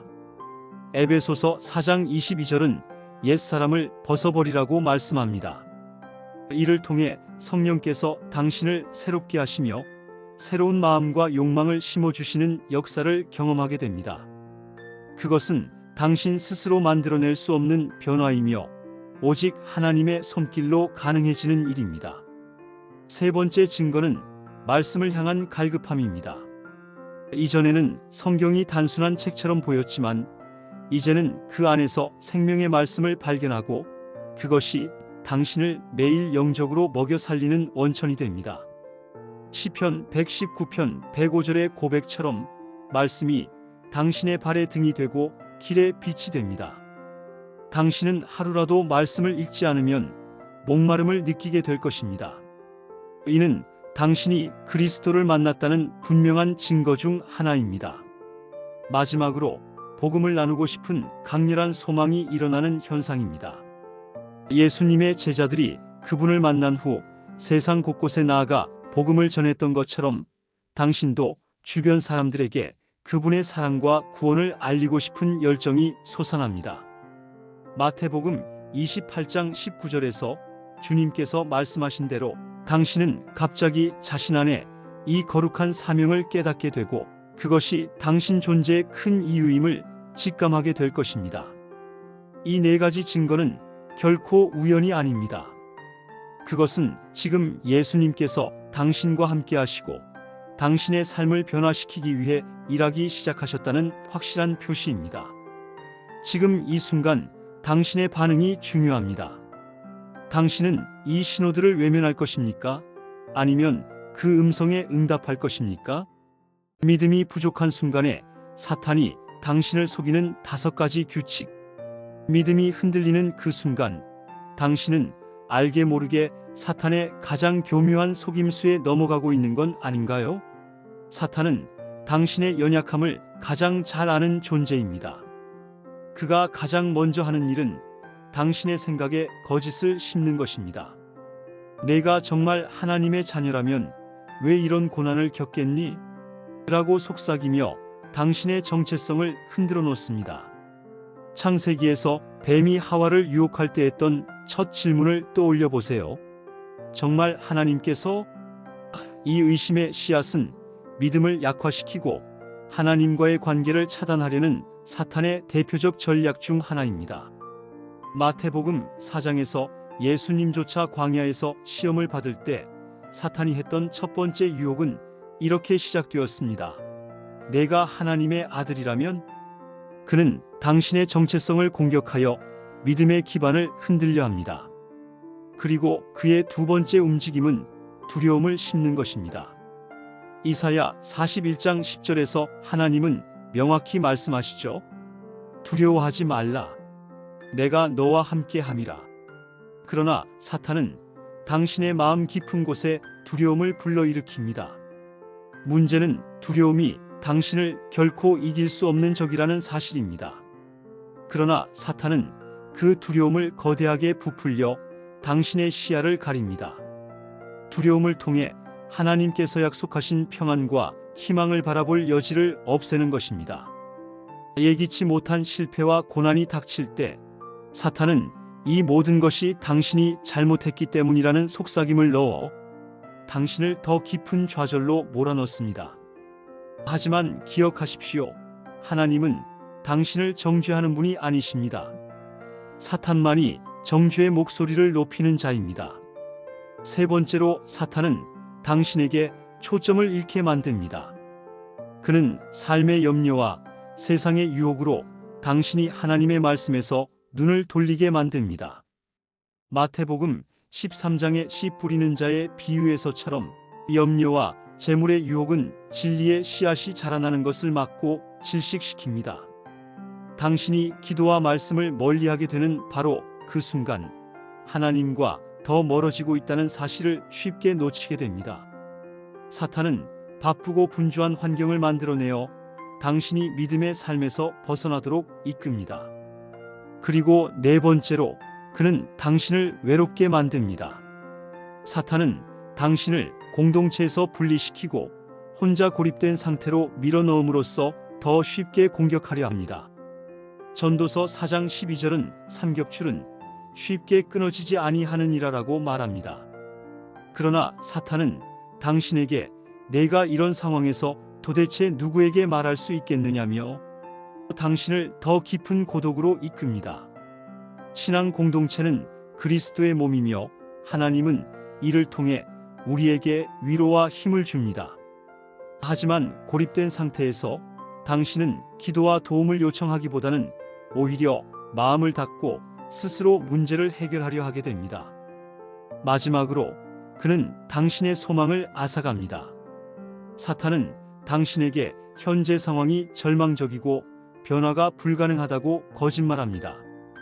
그는 베드로전서 5장 8절에서 말한 것처럼 사자처럼 삼킬 자를 찾으며 우는 존재입니다. 그러나 하나님은 우리의 소망이며 구원입니다. 로마서 15장 13절은 소망의 하나님께서 모든 기쁨과 평강을 믿음 안에서 너희에게 충만하게 하사라고 선언했습니다. 그러므로 당신이 믿음이 약해진 순간에도 하나님은 항상 당신이 돌이켜 나올 수 있는 소망을 주십니다. 이제 질문은 당신에게 돌아갑니다. 믿음이 흔들릴 때 당신은 어떤 선택을 하겠습니까? 사탄의 속임에 대답할 것입니까? 아니면 하나님의 진리에 굳게 설 것입니까? 믿음의 약한 순간이 오더라도 당신은 결코 혼자가 아닙니다. 고난 속에서 하나님의 음성을 들을 수 있는 네 가지 방법. 고난 속에서 하나님의 음성을 들어본 적이 있습니까? 혹시 당신은 지금 깊은 절망의 어둠 속에서 하나님의 부르심을 간절히 기다리고 있지는 않습니까? 하나님과의 연결이 끊어진 것처럼 느껴질 때 사실 그것은 가장 깊은 깨달음의 순간일 수 있습니다. 당신이 해야 할 첫 번째 것은 멈추고 침묵 속에 머무는 것입니다.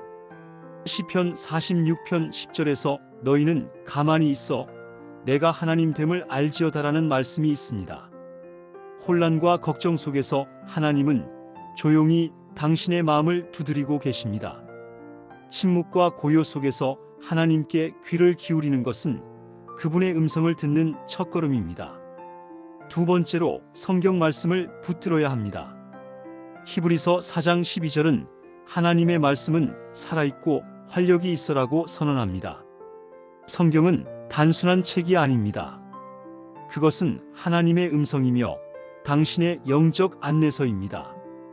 매일 말씀을 읽고 묵상하며 당신의 삶에 던져진 고난의 의미를 발견하십시오.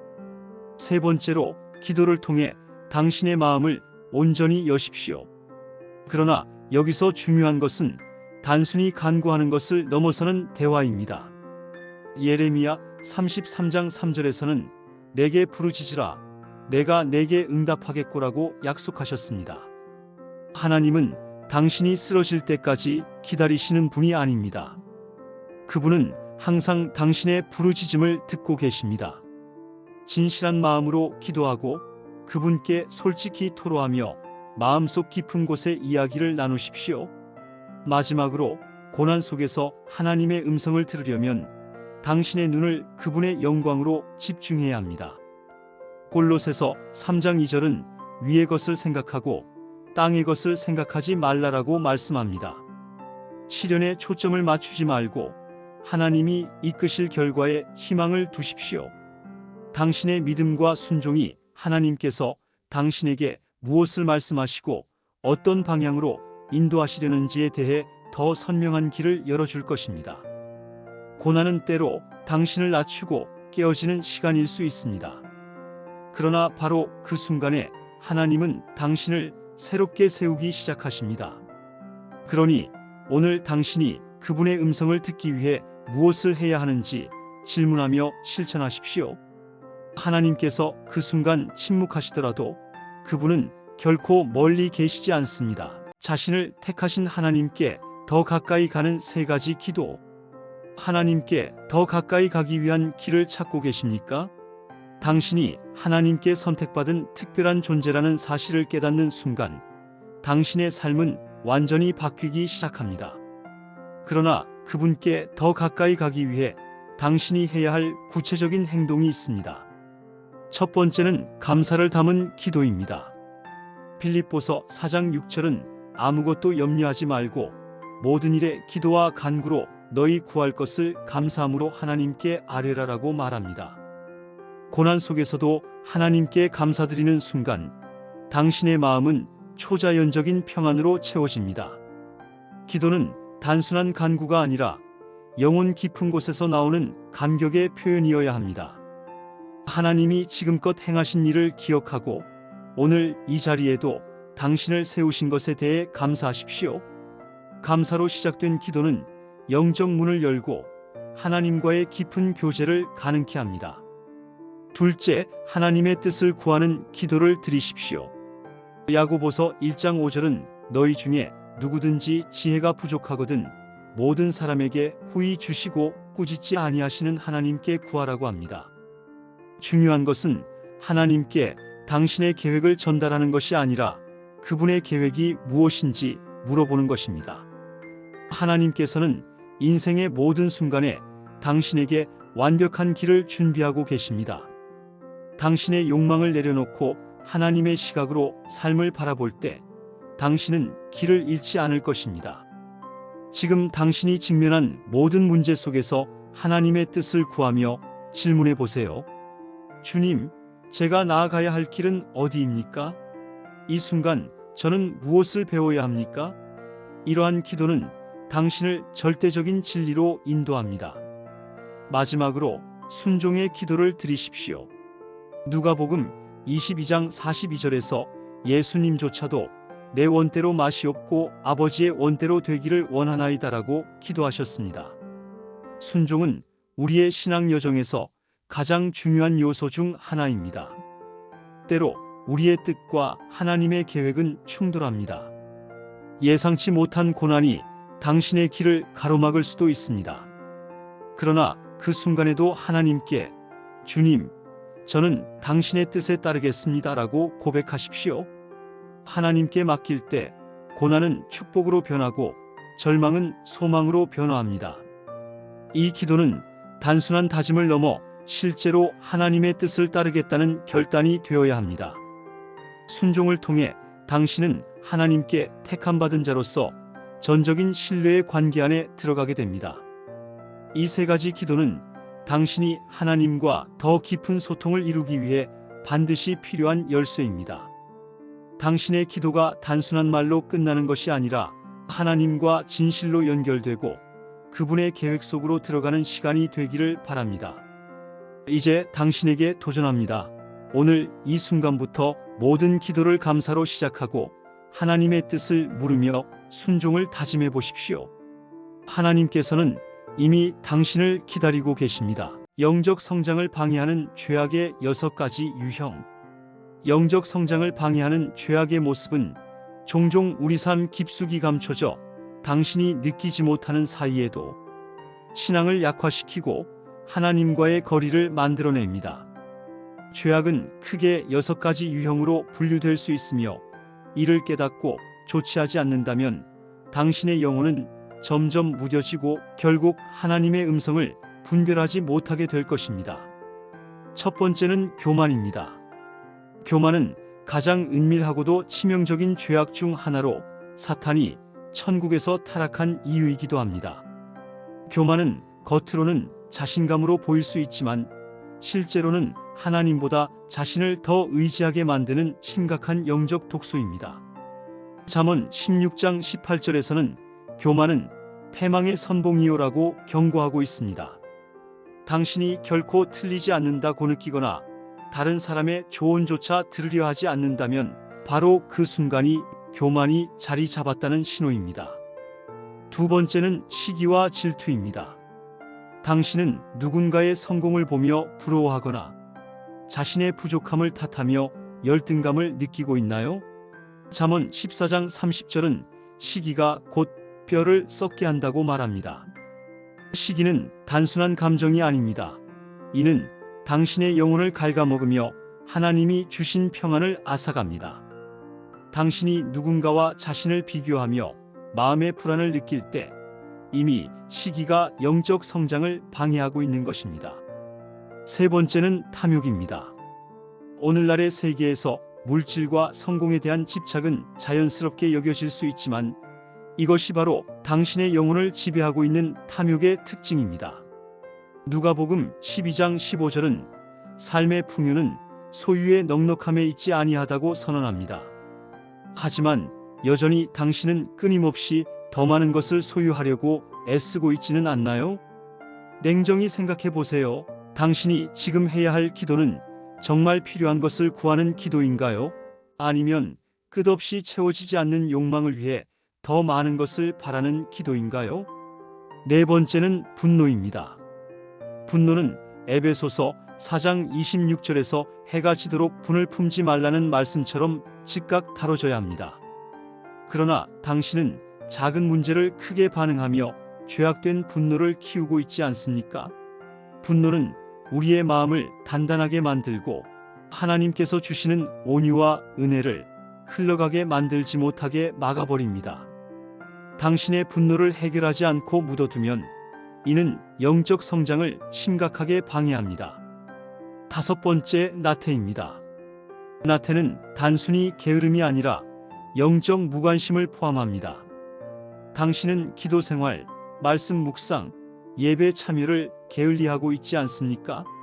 신앙을 유지하기 위한 노력 없이 하루를 보내는 것은 나태함이 당신의 삶을 장악하고 있다는 증거입니다. 잠언 6장 9절에서 11절은 게으른 자를 책망하며 내 빈궁이 강도같이 오리라고 경고합니다. 나태는 귀찮음으로 시작되지만 결국엔 영적 침체로 이어집니다. 마지막으로 정욕입니다. 정욕은 단순히 육체적인 욕망을 넘어서 마음과 영혼까지 타락시키는 무서운 힘을 가지고 있습니다. 마태복음 5장 28절은 여자를 보고 음욕을 품는 자는 마음에 이미 간음하였느니라고 말씀합니다. 이는 명백한 행동으로 드러나지 않더라도 당신의 내면을 부패시켜 하나님과의 관계를 가로막습니다. 정욕이 당신의 생각과 행동을 물들게 내버려 두지 마십시오. 이 6가지 죄악은 그 자체로 당신의 영혼에 치명적입니다. 그러나 더 중요한 사실은 당신이 이를 무시할 때 그것들이 점점 커져 결국 하나님과의 연결을 차단한다는 것입니다. 지금 이 순간이 중요합니다. 당신이 이러한 죄악 중에 어느 하나라도 해당된다면 하나님께 용서를 구하고 바꾸기로 결단하십시오. 기억하십시오. 요한일서 1장 9절은 우리 죄를 자백하면 그는 미쁘시고 의로우사 우리 죄를 사하시며 모든 불의에서 우리를 깨끗하게 하실 것이요라고 약속하고 있습니다. 이제 당신의 삶에서 이러한 방해물을 제거하고 하나님과의 더욱 깊은 관계로 성장할 기회를 붙드십시오. 당신의 영적인 자유는 오직 당신의 선택에 달려 있습니다. 왜 성공보다 순종이 하나님께 더 중요한가? 왜 우리는 성공을 쫓으며 하나님의 계획을 뒤로 미루는 걸까요? 당신은 하나님께 순종하는 삶과 세상의 성공을 추구하는 삶 중 어느 곳에 더 비중을 두고 있나요? 하나님께서는 당신의 성공을 원치 않으시는 것이 아닙니다. 그러나 그분께는 성공보다 순종이 훨씬 더 중요합니다. 왜냐하면 성공은 세상이 만들어 놓은 기준이고 순종은 하나님께서 당신을 통해 이루시고자 하는 계획의 시작이기 때문입니다. 성경은 분명히 말합니다. 순종이 제사보다 낫고 듣는 것이 수양의 기름보다 나으니라. 사무엘상 15장 22절. 이는 단순히 의식적 행동이나 외적인 만족이 아닌 우리의 마음과 삶 전체를 하나님께 드리는 것이 무엇보다 우선되어야 한다는 뜻입니다. 당신이 아무리 큰 성과를 이루더라도 하나님의 말씀을 외면한다면 그것은 모래 위에 세운 집과 같습니다.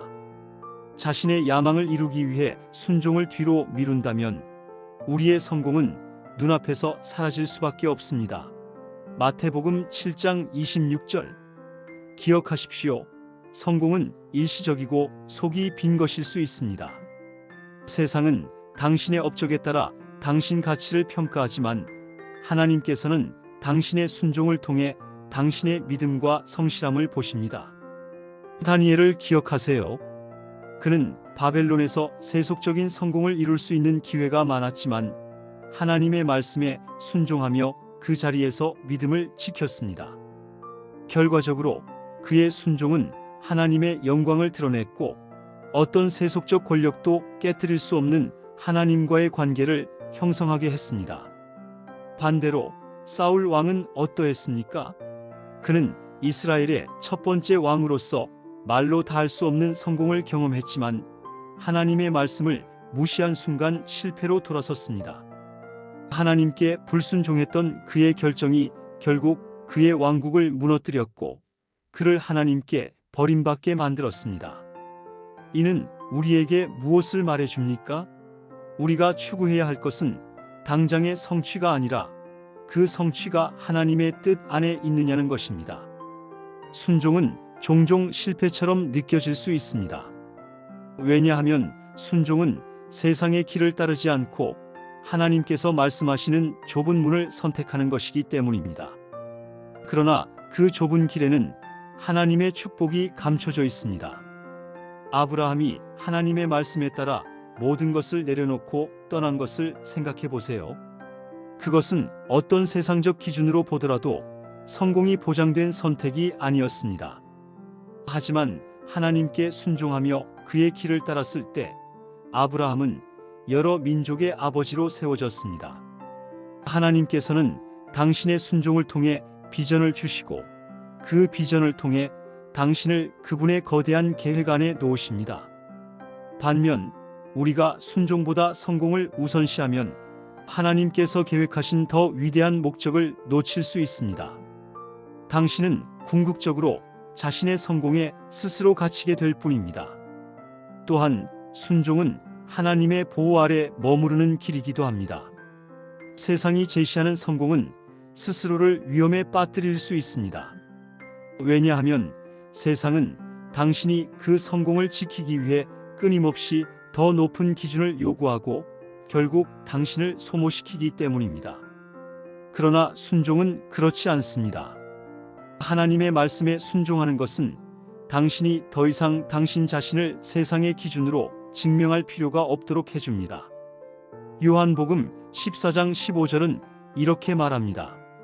너희가 나를 사랑하면 나의 계명을 지키리라.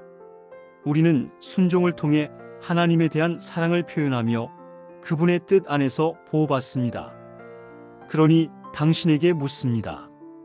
당신이 오늘 선택하는 길은 무엇인가요? 당신이 최선을 다해 얻고자 하는 성공은 하나님 앞에서 어떤 의미가 있나요? 진정한 승리는 당신의 능력이나 노력에서 오는 것이 아닙니다. 그것은 오직 하나님께 순종함으로 말미암아 오는 것입니다.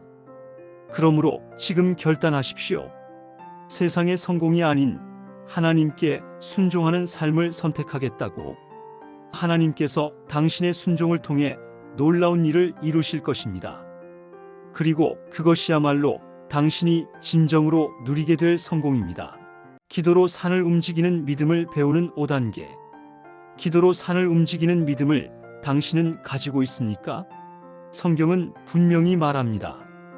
믿음이 겨자씨앗 만큼만 있어도 이 산을 저기로 옮기라 할 것이요. 마태복음 17장 20절. 그러나 그 믿음은 그냥 생기지 않습니다. 그것은 준비되고 훈련된 마음에서 나옵니다. 첫 번째 단계는 분명히 기도의 자리로 나아가는 것입니다. 놀라운 일들은 하나님께 먼저 요청한 자를 통해 시작됩니다. 당신이 아직도 감당하지 못하는 걱정이나 두려움이 있습니까? 에베소서 6장 18절은 말합니다. 모든 기도와 간구로 항상 성령 안에서 기도하라. 이는 당신이 단순히 요청만 하는 것이 아니라 하나님의 임재 속으로 들어가 그분과 연결될 때 시작된다는 뜻입니다.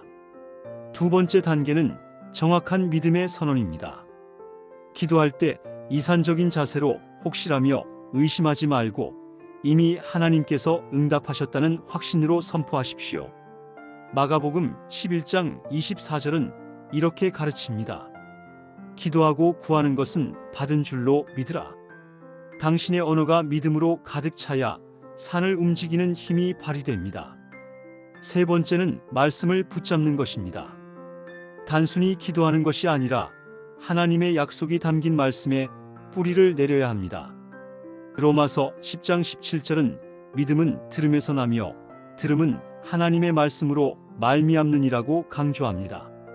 하나님께서 약속하신 것을 붙들고 변치 않는 진리로 당신의 기도를 채우십시오. 네 번째 단계는 인내와 믿음의 훈련입니다. 기도했으니 당장 결과가 나타나기를 기다리십니까? 하지만 시편 27편 14절은 여호와를 기다리라. 강하고 담대하며 여호와를 기다릴지어다라고 우리를 격려합니다. 하나님은 기도의 응답을 통해 우리 안의 믿음과 성품을 다듬기를 원하십니다. 마지막 다섯 번째 단계는 움직임입니다. 믿음은 정적인 상태가 아니라 행동으로 나타날 때 완성됩니다. 야고보서 2장 17절은 단호히 선언합니다. 행함이 없는 믿음은 죽은 것이라. 당신이 기도한 후 응답을 기대하는 태도로 한 발 앞서 나아가십시오. 당신의 행동은 믿음의 선언을 증명하는 과정입니다. 오늘 이 다섯 가지를 스스로 점검해 보십시오. 당신의 기도는 정말 산을 움직일 준비가 되어 있습니까? 하나님은 이미 그분의 약속을 통해 당신에게 길을 예비하셨습니다. 이제 그 믿음의 첫 발을 내디딜 준비가 되었는지 스스로에게 물으십시오. 그 선택은 오롯이 당신에게 달려 있습니다. 하나님의 축복을 보지 못할 때 나타나는 세 가지 이유. 하나님의 축복이 이미 당신 곁에 있는데도 불구하고 왜 당신은 그것을 보지 못하는 걸까요? 혹시 당신이 무언가를 간절히 원하며 기도했지만 아무 일도 일어나지 않은 것처럼 느껴본 적이 있습니까? 그렇다면 지금 이 순간 당신의 영적 눈을 뜨게 할 세 가지 이유를 바로 확인해야 합니다. 첫째, 당신의 마음이 하나님의 시야와 정렬되지 않았을 가능성이 있습니다. 야고보서 4장 3절은 구하여도 받지 못함은 정욕으로 쓰려고 잘못 구함이라라고 말씀합니다. 때로는 우리가 하나님의 뜻이 아닌 우리 자신의 욕망으로 가득 찬 기도를 드릴 때 축복이 멀어진 것처럼 느껴질 수 있습니다. 당신의 기도가 진정으로 하나님의 뜻 안에 있는지 아니면 단순히 당신 자신의 야망에 사로잡힌 요청인지 정직하게 돌아보십시오. 둘째, 불신과 두려움이 당신을 가로막고 있을 수 있습니다. 이사야 41장 10절은 두려워하지 말라. 내가 너와 함께 함이라라고 선언하십니다. 하나님의 약속은 분명하지만 우리가 두려움에 사로잡히거나 믿음의 부족으로 벽을 쌓는다면 그 축복은 결코 우리의 현실이 되지 못할 것입니다. 하나님은 강력히 일하고 계시지만 당신이 믿음으로 그분께 손을 뻗지 않는다면 그 축복은 결코 체험되지 않습니다. 마지막으로 당신은 감사하지 않는 마음으로 인해 축복을 놓치고 있을지도 모릅니다. 데살로니가전서 5장 18절은 범사에 감사하라. 이것이 그리스도 예수 안에서 너희를 향하신 하나님의 뜻이니라라고 가르칩니다. 정말 감사할 것이 없다고 생각하십니까?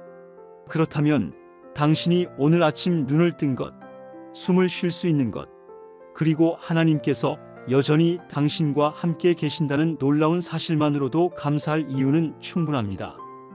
감사는 단순한 감정이 아니라 우리가 하나님의 일하심을 깨닫는 영적 안경입니다. 축복을 보기 위한 길은 이미 열려 있습니다. 그러나 당신의 기도를 점검하고 믿음과 용기로 벽을 허물며 감사로 그 길을 확장할 준비가 되어 있습니까? 하나님은 이미 당신에게 축복을 예비해 두셨습니다. 이제 당신이 그것을 받아들일 준비를 해야 할 때입니다.